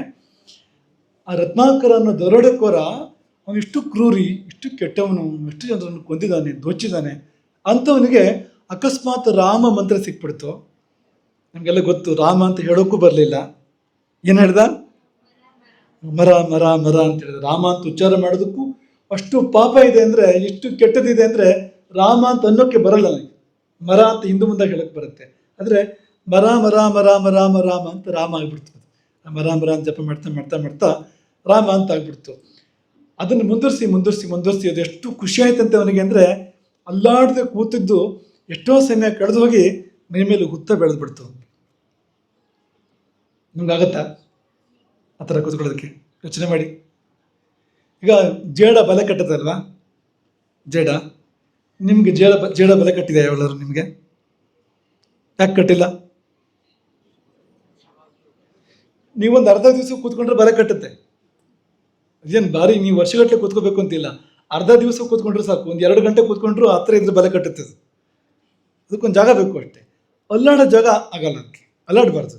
ಅಲ್ಲಾಡ್ದಾರ ಸಿಕ್ಕಿದ್ರೆ ಬಲೆ ಕಟ್ಟುತ್ತದೆ. ಜೇಡಕ್ಕೆ ಒಂದು ಅರ್ಧ ದಿನ ಒಂದು 3-4 ಗಂಟೆನ ಸಾಕಾಗತ್ತೆ. ಆದರೆ ಗೆದ್ದಲು ಹುತ್ತ ಕಟ್ಟಬೇಕಾದ್ರೆ ತಿಂಗಳಾನುಗಟ್ಟಲೆ, ವರ್ಷಾನುಗಟ್ಟಲೆ ಸಮಯ ಬೇಕು ಅದಕ್ಕೆ. ಅಲ್ಲಿ ತನಕ ಅಲ್ಲಾಡದೇ ಇರುವಷ್ಟು ತನ್ಮಯತೆ ಅಂತ, ಏಕಾಗ್ರತೆ ಅಂತ, ರಾಮ ರಾಮ ರಾಮ ಅಂತ. ಅದ್ರ ಫಲ ಏನು ಅಂದರೆ, ಒಬ್ಬ ದರೋಡೆಕೋರ, ಒಬ್ಬ ಬೇಡ, ಕಾಡಬೇಡ. ಕಾಡಬೇಡ ಅಂದ್ರೇನು? ಏನು ಹೇಳಿ? ಕಾಡಿನಲ್ಲಿರೋ ಬೇಡ ಅಂತ. ಹಾಗೂ ಆಗತ್ತೆ ಕಾಡಬೇಡ ಅಂತ. ಗೊತ್ತಾಗತ್ತಾ? ಕಾಡಬೇಡ ಅಂದ್ರೆ ಏನು? ತೊಂದರೆ ಕೊಡಬೇಡ ಅಂತ. ತೊಂದರೆ ಕೊಡಬೇಡ ಆ ಥರ ಇದ್ದವನು, ಎಲ್ಲರೂ ಕಾಡಬೇಡ ಕಾಡಬೇಡ ಅಂತ ಅನ್ನೋ ಥರ ಇದ್ದವನು ಒಬ್ಬ ಮಹರ್ಷಿ ಆಗ್ತಾನೆ, ದಿವ್ಯ ಪುರುಷ ಆಗ್ತಾನೆ. ರಾಮಾಯಣ ಅವನ ಬಾಯಿಂದ ಬರುತ್ತೆ. ಮೊಟ್ಟ ಮೊದಲನೇ ಕಾವ್ಯ ಜಗತ್ತಿನದ್ದು ರಾಮಾಯಣ ಬರುತ್ತೆ. ಇವತ್ತಿಗೂ ರಾಮಾಯಣ ಪ್ರಚಲಿತವಾಗಿದೆ. ಇಷ್ಟು ದೊಡ್ಡ ಮಹಾತ್ಮ ಆಗಿದ್ದು ಹೇಗೆ ಅಂದರೆ, ಅದು ರಾಮದೇವರ ಮಹಿಮೆ. ರಾಮನ ಬರೀ ಹೆಸರಿನ ಮಹಿಮೆ. ರಾಮ ಅಂತಂದಿದ್ದಕ್ಕೆ ಅಷ್ಟಾಯ್ತು ಅಂತ ಹೇಳ್ತಾ ಇದ್ದಿದ್ದಕ್ಕೆ ಅಂತ. ನೀವು ರಾ ಅಂತ ಅನ್ಬೇಕಾದ್ರೆ ತುಟಿ ಮುಚ್ಕೊಂಡು ಹೇಳಬೇಕು. ಪ್ರಯತ್ನ ಮಾಡ್ತೀರಾ? ತುಟಿ ಬಿಡಬಾರ್ದು. ರಾ ಅಂತ ಹೇಳಬೇಕು. ಹೇಳ್ತೀರಾ? ಆಗತ್ತಾ? ಪ್ರಯತ್ನ ಮಾಡಿ. ರಾ ಅಂತೇಳಿ ತುಟಿ ಬಿಡಬಾರ್ದು. ಹಿಂಗಾಗೆ ಆಗುತ್ತಲ್ವಾ? ರಾ ಅನ್ಬೇಕಾದ್ರೆ ಬಾಯಿ ಆಗಲ್ಲ, ಹಾಗೆ ಆಗುತ್ತಲ್ವಾ? ಯಾಕಾಗತ್ತೆ ಗೊತ್ತಾ ನಿಮ್ಗದು? ಪಾಪ ಎಲ್ಲ ಹೊರಗೆ ಹೋಗುತ್ತೆ. ರಾ ಅಂತ ಅನ್ಬೇಕಾದ್ರೆ ಒಳಗಿರೋ ಪಾಪ ಎಲ್ಲ ಹೊರಗೆ ಹೋಗುತ್ತೆ. ಮಾ ಅಂದಿ ನೋಡೋಣ. ತುಟಿ ಮುಚ್ಚಬಾರ್ದು, ತುಟಿ ಅಗಲನೇ ಇರಬೇಕು. ಮಾ ಅನ್ನಿ, ಪ್ರಯತ್ನ ಮಾಡಿ. ಆ ಅಲ್ಲ, ಮಾ. ತುಟಿ ಮುಚ್ಚದೆ ಹೇಳಕ್ಕಾಗತ್ತಾ? ಅದ್ಯಾಕಾಗಿದೆ? ಯಾಕಾಗಿದೆ ಅದು? ಮಾ ಅನ್ಬೇಕಾದ್ರೆ ಯಾಕೆ ಮುಚ್ಚಬೇಕದು ಅಂದರೆ, ಹೊರಗೆ ಹೋದ ಪಾಪ ಮತ್ತೆ ಒಳಗೆ ಬರಬಾರ್ದು. ಹೊರಗೆ ಹೋದ ಪಾಪ ಹೊರಗೆ ಇರಬೇಕು, ವಾಪಸ್ ಒಳಗಡೆ ಬರಬಾರ್ದು. ಅದಕ್ಕೋಸ್ಕರ ತುಟಿ ಮುಚ್ಕೊಳ್ಳೋದು ಅಂತ. ಮಾ ಅನ್ಬೇಕಾದ್ರೆ ಎಲ್ಲ ದೋಷ ಪಾಪ ಹೊರಗೆ ಹಾಕಿ ಮತ್ತೆ ಒಳಗೆ ಬರ್ದೇ ಇರೋ ಥರ ಅದು ಬಾಗಿಲು ಹಾಕಿ ಬೀಗ ಹಾಕಿಬಿಡುತ್ತೆ ಅದು ಅಂತ. ಇಷ್ಟು ಮಹಿಮೆ ರಾಮನ ನಾಮಕ್ಕೆ ಇದೆ. ಅವನಿಗೆ ಇನ್ನೇನು, ಇನ್ನೂ ದೊಡ್ಡವನವನು ನಾಮಕ್ಕಿಂತ ಅವನು. ಹಾಗಾಗಿ ಕೆಟ್ಟವರು ಒಳ್ಳೆಯದಾಗುವಂಥದ್ದು, ದುಷ್ಟರು ದುರ್ಜನರು ಸಜ್ಜನರು ಮಹಾತ್ಮರು ಆಗುವಂಥದ್ದು. ಇಷ್ಟರ ಮಟ್ಟಿಗೆ ರಾಮನ ನಾಮದ ಮಹಿಮೆ ಇದೆ. ಅವನು ಇನ್ನೇನು ಕೇಳೋದು ಅಂತ.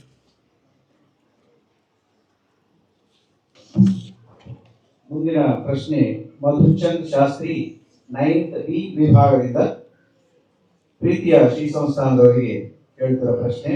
ಗುರುಗಳೇ, ಗುರುಭಕ್ತಿಯ ಮಹತ್ವವೇನು? ನಿತ್ಯ ಜೀವನದಲ್ಲಿ ತಪ್ಪದೇ ಮಾಡಬೇಕಾದ ಸಾಧನೆ ಯಾವುದು? ಒಳ್ಳೆ ಪ್ರಶ್ನೆ. ಗುರುಭಕ್ತಿ ಮಹತ್ವ ಏನು ಅಂದರೆ, ನಿಜವಾದ ಗುರುವಿನಲ್ಲಿ ನಿಜವಾದ ಭಕ್ತಿ ಇದ್ದರೆ ಅವರಲ್ಲಿ ಏನಿದೆಯೋ ಗುರುವಿನಲ್ಲಿ ಅದೆಲ್ಲ ನಮ್ಗೆ ಬರುತ್ತೆ ತಾನಾಗಿ. ನಾವು ಕಲಿದೇ ಬರುತ್ತೆ, ಪ್ರಯತ್ನನೇ ಮಾಡದೆ ಬರುತ್ತೆ. ವೇದ ಅಂತ ಒಬ್ಬನ ಕಥೆ ಬರುತ್ತೆ ಮಹಾಭಾರತದಲ್ಲಿ. ಆ ಕಥೆ ಏನು ಹೇಳುತ್ತೆ ಅಂದರೆ, ವೇದ ಅವನೇನು ಪುಸ್ತಕ ತೆಗೆದು ಓದಲಿಲ್ಲ, ಯಾವತ್ತೂ ಅವನು ಬರೀಲಿಲ್ಲ, ಅವನು ಏನು ಅಭ್ಯಾಸ ಮಾಡಲಿಲ್ಲ. ಅದೆಲ್ಲವೂ ಬಂತು ಅವನಿಗೆ. ಹೇಗೆ ಬಂತು ಅಂದರೆ, ಸೇವೆ ಮಾಡ್ತಾನೆ ಗುರುಗಳದ್ದು. ಎಷ್ಟು ಸೇವೆ ಮಾಡ್ತಾನೆ, ಎಷ್ಟು ಭಕ್ತಿ ಮಾಡ್ತಾನೆ ಅಂದರೆ, ಒಂದು ದಿವಸ ಗುರುಗಳು ಮನಸ್ಸಿಗೆ ಬಂತದು. ಮನಸ್ಸಿಗೆ ಬಂದ ಕ್ಷಣದಲ್ಲಿ ಅವರಲ್ಲಿ ಏನೇನು ವಿದ್ಯೆ ಇತ್ತೋ ಎಲ್ಲವೂ ಇವನಿಗೆ ಬಂದ್ಬಿಡ್ತು, ತಾನಾಗಿ ಬಂದ್ಬಿಡ್ತು. ಇಷ್ಟು ಇದೆ ಗುರುಭಕ್ತಿ ಮಹತ್ವ. ಪುಸ್ತಕ ತೆಗಿದ್ದೇನೆ, ಒಂದು ಅಕ್ಷರ ಬರೀದ್ದೇನೆ, ಎಲ್ಲವೂ ನಮಗೆ ಬರೋಕ್ಕೆ ಸಾಧ್ಯ ಇದೆ. ಯಾವಾಗ ಅಂದರೆ ನಮಗೆ ನಿಜವಾದ ಭಕ್ತಿ ಇರಬೇಕು, ಅವರು ನಿಜವಾದ ಗುರುಗಳಾಗಿರಬೇಕು. ಗುರು ನಿಜವಾದ ಗುರುವಾಗಿರಬೇಕು, ನಮಗೆ ನ್ಯಾಯವಾದ ಭಕ್ತಿ ಇರಬೇಕು. ಅಂದರೆ ಅವನು ಬೇರೆ ಏನು ಬೇಕಾಗೋದಿಲ್ಲ, ತಾನಾಗಿ ಬರುತ್ತೆ. ಏಕಲವ್ಯನಿಗೆ ಬಂದ ಹಾಗೆ ತಾನಾಗಿ ಬರುತ್ತೆ. ಅದು ಗುರುಭಕ್ತಿಯ ಮಹತ್ವ. ಹಿಂದೆಲ್ಲ ವಿದ್ಯಾಭ್ಯಾಸ ಆಗ್ತಿದ್ದು ಹಾಗೇನೆ, ಗುರುಕುಲದಲ್ಲಿ ವಾಸ ಮಾಡಿ ಆ ಗುರುವಿನ ಸೇವೆ ಮಾಡ್ತಾ ಇದ್ರಲ್ಲ, ತಾನಾಗಿ ಬರ್ತಾ ಇತ್ತು ವಿದ್ಯೆಗಳೆಲ್ಲ ಅಂತ, ಭಕ್ತಿಯಿಂದಲೇ ಬರ್ತಾ ಇತ್ತು ಅಂತ. ತಪ್ಪದೆ ಮಾಡೋ ಅಭ್ಯಾಸದ ಬಗ್ಗೆ ಈಗಾಗಲೇ ಹೇಳಿದ್ದೀವಿ, ಇನ್ನಿದೆ, ಮತ್ತು ಮುಂದಿನ ಸರ್ತಿ ಬಂದಾಗ ಹೇಳ್ತೀವಿ ಅದನ್ನ. ಈ ಒಂದು ಅಭ್ಯಾಸ ತಪ್ಪದೆ ಮಾಡಿದ್ದೀನಿ ಇವತ್ತು ಹೇಳಿರೋದನ್ನ. ಮುಂದಿನ ಅಭ್ಯಾಸಗಳ ಬಗ್ಗೆ ಮುಂದಿನ ಸರ್ತಿ ನೋಡೋಣ. ಮುಂದಿನ ಪ್ರಶ್ನೆ, ಪ್ರಾರ್ಥನಾ ಕೊಡಂಜ 8ನೇ ತರಗತಿ ಎ ವಿಭಾಗದಿಂದ. ಇವಳು ಕೇಳುತ್ತಿರುವ ಪ್ರಶ್ನೆ ಶ್ರೀ ಸಂಸ್ಥಾನದವರಿಗೆ: ಒಳ್ಳೆಯವರ ಜೀವನದಲ್ಲಿ ಏಕೆ ಹೆಚ್ಚು ಕಷ್ಟಗಳು ಬರುತ್ತವೆ, ಆದರೆ ಕೆಟ್ಟವರ ಜೀವನದಲ್ಲಿ ಸುಖ, ಐಶ್ವರ್ಯ ಮತ್ತು ಯಶಸ್ಸು ಕಾಣಿಸುವುದು ಏಕೆ? ಇದರ ಹಿಂದಿರುವ ಕಾರಣಗಳೇನು? ಹಿಂದಿರುವ ಕಾರಣ ಹಿಂದಿರುವ ಪಾಪ ಅಥವಾ ಹಿಂದಿರುವ ಪುಣ್ಯ ಅಷ್ಟೇನೆ. ನಮಗೆ ಏನೇ ಒಳ್ಳೇದಾಯಿತು ಅಂದ್ರೂ ಹಿಂದೆ ಯಾವಾಗಲೂ ಮಾಡಿದ ಪುಣ್ಯ ಕಾರಣ ಆಗಿರುತ್ತೆ, ಏನೇ ತೊಂದರೆ ಆಯಿತು ಅಂದ್ರೂ ಹಿಂದೆ ಯಾವಾಗಲೂ ಮಾಡಿದ ಪಾಪ ಕಾರಣ ಆಗಿರುತ್ತೆ. ಒಬ್ಬ ಒಳ್ಳೆಯವನಿಗೆ ಕಷ್ಟ ಬಂತು ಅಂದರೆ ಅದು ಹಿಂದೆ ಯಾವತ್ತೊಂದು ತಪ್ಪದು, ಇವತ್ತೊಂದು ತಪ್ಪು ಮಾಡದೇ ಇರ್ಬೋದು, ಹಿಂದೆ ಯಾವತ್ತು ಯಾವುದೋ ಜನ್ಮದಲ್ಲಿ ಮಾಡಿರೋ ಅಂಥದ್ದು. ಹಾಗೆ ಕೆಟ್ಟವರಿಗೆ ಒಳ್ಳೇದಾಗುತ್ತೆ, ಯಾಕೆಂದರೆ ಈಗ ಮಾಡಿದ ಕೆಟ್ಟದಕ್ಕೋಸ್ಕರ ಒಳ್ಳೇದಾಗ್ತಾ ಇರೋದಲ್ಲ, ಅದು ಹಿಂದೆ ಯಾವತ್ತೂ ಮಾಡಿದ ಒಳ್ಳೇದಿದೆ, ಅದರಿಂದಾಗಿ ಒಳ್ಳೇದಾಗತ್ತೆ. ಅದಕ್ಕೆ ಒಂದು ಉದಾಹರಣೆ ಕೊಡ್ತಾರೆ. ಒಂದು ತುಂಬ ಒಳ್ಳೆ ಛಾತ್ರಾವಾಸ ಅಂದರೆ ಒಂದು ಹಾಸ್ಟೆಲ್ ಅಂತ ಅನ್ಕೊಳ್ಳಿ, ಛಾತ್ರಾವಾಸ. ಅಲ್ಲಿ ಒಳ್ಳೆ ವಿದ್ಯಾರ್ಥಿಗಳಿಗೆ ಮಾತ್ರ ಅವಕಾಶ, ತುಂಬ ಒಳ್ಳೆ ವಿದ್ಯಾರ್ಥಿಗಳಿಗೆ ಮಾತ್ರ ಅವಕಾಶ, ರ್ಯಾಂಕ್ ಬಂದವರಿಗೆ ಅವಕಾಶ ಅಂತ. ಅಲ್ಲಿ ಯಾರು ಅನುತ್ತೀರ್ಣ ಆಗ್ತಾರೋ ಅವ್ರಿಗೆ ಅವಕಾಶ ಇಲ್ಲ ಅಂತ. ಅಲ್ಲಿ ನೋಡಿದರೆ ಕೆಲವರು ತುಂಬ ಚೆನ್ನಾಗಿ ಓದೋರು ಇರ್ತಾರೆ, ಕೆಲವರು ಓದ್ತಾ ಇರೋದಿಲ್ಲ, ಬೇಡದಿರೋದನ್ನು ಮಾಡ್ತಾ ಇರ್ತಾರೆ. ಅದು ಯಾಕೆ ಹಾಗೆ ಅಂತಂದರೆ, ಅವ್ನು ಹಿಂದಿನ ವರ್ಷ ಚೆನ್ನಾಗಿ ಓದಿದ್ದ, ರ್ಯಾಂಕ್ ಬಂದಿತ್ತು, ಈ ವರ್ಷ ಅವನಿಗೆ ಛಾತ್ರಾವಾಸ ಸಿಕ್ಕಿದೆ, ಹಾಸ್ಟೆಲ್ ಸಿಕ್ಕಿದೆ ಅವನಿಗದು. ಈ ವರ್ಷ ಚೆನ್ನಾಗಿ ಓದ್ತಾ ಇಲ್ಲ, ಅವನು ಬೇಡದಿರೋದು ಮಾಡ್ತಾ ಇದ್ದಾನೆ, ಈ ವರ್ಷ ಅವನು ಅನುತ್ತೀರ್ಣ ಆಗ್ತಾನೆ, ಮುಂದಿನ ವರ್ಷ ಸಿಗೋಲ್ಲ ಅವನಿಗೆ. ಹಾಗೆ ಯಾರೋ ಒಬ್ಬ ಕಷ್ಟಪಟ್ಟು ಓದ್ತಾ ಇದ್ದಾನೆ, ಅವನಿಗೆ ಸಿಕ್ಕಿಲ್ಲ ಅಂದರೆ ಹಿಂದಿನ ವರ್ಷ ಚೆನ್ನಾಗಿ ಓದಿರಲಿಲ್ಲ, ಹಾಗಾಗಿ ಈ ವರ್ಷ ಅವನಿಗೆ ಸಿಕ್ಕಿಲ್ಲ. ಅದು ಈ ವರ್ಷ ಚೆನ್ನಾಗಿ ಓದ್ತಾ ಇದ್ದಾನೆ, ಮುಂದಿನ ವರ್ಷ ಸಿಗುತ್ತೆ ಅವನಿಗದು. ಇದೇನು ಅಂದರೆ ಕರ್ಮ ಅನ್ನೋದು ಇವತ್ತೇ ಫಲ ಬರಲ್ಲ, ಯಾಕೆಂದರೆ ಕ್ಯೂ ಅಷ್ಟು ದೊಡ್ಡದಿದೆ, ಅಷ್ಟು ಉದ್ದ ಕ್ಯೂ ಇದೆ ನಾವು ಮಾಡಿದ ಕರ್ಮಗಳದ್ದು. ಹಾಗಾಗಿ ಈಗ ಮಾಡಿದ ಕರ್ಮಕ್ಕೆ ಈಗ ಫಲ ಬರಲ್ಲ, ಮುಂದೆ ಯಾವಾಗಲೂ ಫಲ ಬರುತ್ತೆ ಅದು. ಹೀಗಾಗಿ ಒಳ್ಳೆಯವ್ರಿಗೂ ಅವ್ರು ಯಾವತ್ತೋ ಮಾಡಿದ ತಪ್ಪಿರುತ್ತಲ್ಲ, ಅದು ಫಲವಾಗಿ ಕೆಟ್ಟದಾಗ್ತಾ ಇರುತ್ತೆ, ಅದು ತೊಂದರೆಗಳಾಗ್ತಾ ಇರುತ್ತೆ. ಕೆಟ್ಟವರಿಗೂ ಹಾಗೆ ಅಂತ, ಹಿಂದೆ ಯಾವತ್ತೋ ಒಳ್ಳೇದು ಮಾಡಿರ್ತಾರೆ. ಬರೇ ಕೆಟ್ಟವರು ಅಂತ ಯಾರೂ ಇಲ್ಲ, ಬರೇ ಒಳ್ಳೆಯವರು ಅಂತ ಯಾರೂ ಇಲ್ಲ. ಮನುಷ್ಯ ಲೋಕಕ್ಕೆ ಬರಲ್ಲ ಅವನು. ಕೇವಲ ಪುಣ್ಯ ಇದ್ದರೆ ಸ್ವರ್ಗ ಲೋಕಕ್ಕೆ ಹೋಗ್ತಾನೆ ಅವನು, ಕೇವಲ ಪಾಪ ಇದ್ದರೆ ನರಕಕ್ಕೆ ಹೋಗ್ತಾನೆ ಅವನು. ಇಲ್ಲಿ ಬರಬೇಕಾದ್ರೆ ಪಾಪ ಪುಣ್ಯ ಎರಡೂ ಇರಬೇಕು. ಹಾಗಾಗಿ ಯಾವುದೋ ಪುಣ್ಯ ಫಲ ಕೊಡುತ್ತೆ, ಇನ್ಯಾವುದೋ ಪಾಪ ಫಲ ಕೊಡುತ್ತೆ. ಪಾಪ ಫಲ ಕೊಟ್ಟಾಗ ಕಷ್ಟ ಬರುತ್ತೆ, ಪುಣ್ಯ ಫಲ ಕೊಟ್ಟಾಗ ಸುಖ ಬರುತ್ತೆ, ಒಳ್ಳೆಯದಾಗತ್ತೆ. ಹಾಗಾಗಿ ಅದೆಲ್ಲ ಹಳೆ ಲೆಕ್ಕಗಳು ಹೊರತು ಈಗಿನ ಲೆಕ್ಕಗಳಲ್ಲ. ಈಗ ಮಾಡಿದ್ದಕ್ಕೂ ಅದಕ್ಕೂ ನೀವು ಸಂಬಂಧ ಕಲ್ಪನೆ ಮಾಡಬೇಕಾಗಿಲ್ಲ ಅನ್ನೋದು ಒಂದು. ಇನ್ನೊಂದೇನು ಅಂದರೆ, ದುಃಖ ಕಷ್ಟ ಬಂದಾಗ ನಮ್ಮ ಪಾಪ ಸವೆಯುತ್ತೆ. ಒಳ್ಳೆಯವನಿಗೆ ಇನ್ನೂ ಒಳ್ಳೆಯದಾಗ ಅವಕಾಶಗಳಿದೆ ಅಂತ ಅರ್ಥ ಅದಕ್ಕೆ ಅಂತ. ಯಾಕೆಂದರೆ ಅವನೊಂದು ಕಡೆಯಿಂದ ಒಳ್ಳೆಯವನಾಗಿದ್ದಾನೆ, ಪುಣ್ಯ ಮಾಡ್ತಾ ಇದ್ದಾನೆ, ಒಳ್ಳೆ ಕೆಲಸಗಳನ್ನು ಮಾಡ್ತಾ ಇದ್ದಾನೆ. ದುಃಖ ಕಷ್ಟ ಬರ್ತಾ ಇದೆ, ಪಾಪಗಳು ಕೂಡ ಸವಿತಾ ಇದೆ ಅಂದರೆ ಮುಂದೆ ತುಂಬ ಒಳ್ಳೇದು ಕಾದಿದೆ ಅಂತ ಅರ್ಥ ಅದಕ್ಕೆ. ಬಂತ ಮನಸ್ಸಿಗೆ? ಮನವರಿಕೆ ಆಯ್ತಾ? ಕ್ಲಿಷ್ಟವಾದ ಪ್ರಶ್ನೆ ಇದು, ಮತ್ತು ತುಂಬ ಜನ ಕೇಳುವಂಥ ಪ್ರಶ್ನೆ ಇದು. ಈಗಿನ ಈ ಸಂವಾದ ಕಾರ್ಯಕ್ರಮದಲ್ಲಿ ಕೊನೆಯ ಪ್ರಶ್ನೆ, ಕಲಿಯುಗದಲ್ಲಿ ಮೋಕ್ಷಕ್ಕೆ ಸುಲಭವಾದ ಮಾರ್ಗ ಯಾವುದು? ಈ ಪ್ರಶ್ನೆಯನ್ನು ಕೇಳುತ್ತಿರೋನು ಸಂಪೂಜ್ಯ ಭಟ್ 8ನೇ ತರಗತಿ ಎ ವಿಭಾಗದಿಂದ. ಭಕ್ತಿ. ಕಲಿಯುಗದಲ್ಲಿ ಮೋಕ್ಷಕ್ಕೆ ಸುಲಭವಾದ ಮಾರ್ಗ ಯಾವುದು ಅಂದರೆ ಭಕ್ತಿ. ಕೃತಯುಗ ಆದರೆ ಧ್ಯಾನ, ಜ್ಞಾನಯೋಗ ಅಂತ ಕರೀತಾರೆ ಅದನ್ನು, ಧ್ಯಾನ. ತ್ರೇತಾಯುಗ ದ್ವಾಪರ ಯುಗ ಆದರೆ ಕರ್ಮಯೋಗ ಅಂತ ಕರೀತಾರೆ ಅದನ್ನು. ಕಲಿಯುಗ ಆದರೆ ಭಕ್ತಿ. ಭಕ್ತಿಯೇ ಮುಖ್ಯ ಕಲಿಯುಗದಲ್ಲಿ. ತುಂಬ ಸರಳನೂ ಹೌದು, ಸುಲಭನೂ ಹೌದು. ಭಕ್ತಿ ಅಂದರೆ ಏನು ಅಂದರೆ ಪ್ರೀತಿ ಅಷ್ಟೇ. ಈಗ ನಮಗೆ ನಮ್ಮ ಅಪ್ಪ ಅಮ್ಮನ ಹತ್ರ ಪ್ರೀತಿ ಇರುತ್ತಲ್ವಾ, ಸ್ನೇಹಿತರ ಜೊತೆ ಪ್ರೀತಿ ಇರುತ್ತೆ ಅಲ್ವಾ, ಮತ್ತೇನು ಬಗ್ಗೆ ಪ್ರೀತಿ ಇರುತ್ತೆ ಯೋಚನೆ ಮಾಡಿ ಸ್ವಲ್ಪ. ಕ್ರಿಕೆಟ್ ಬಗ್ಗೆ ಪ್ರೀತಿ ಇರುತ್ತೆ. ಆಮೇಲೆ ಒಂದು ಉದಾಹರಣೆ ಹೇಳು ಏನಾದರೂ, ಯಾವುದು ಅಂತ.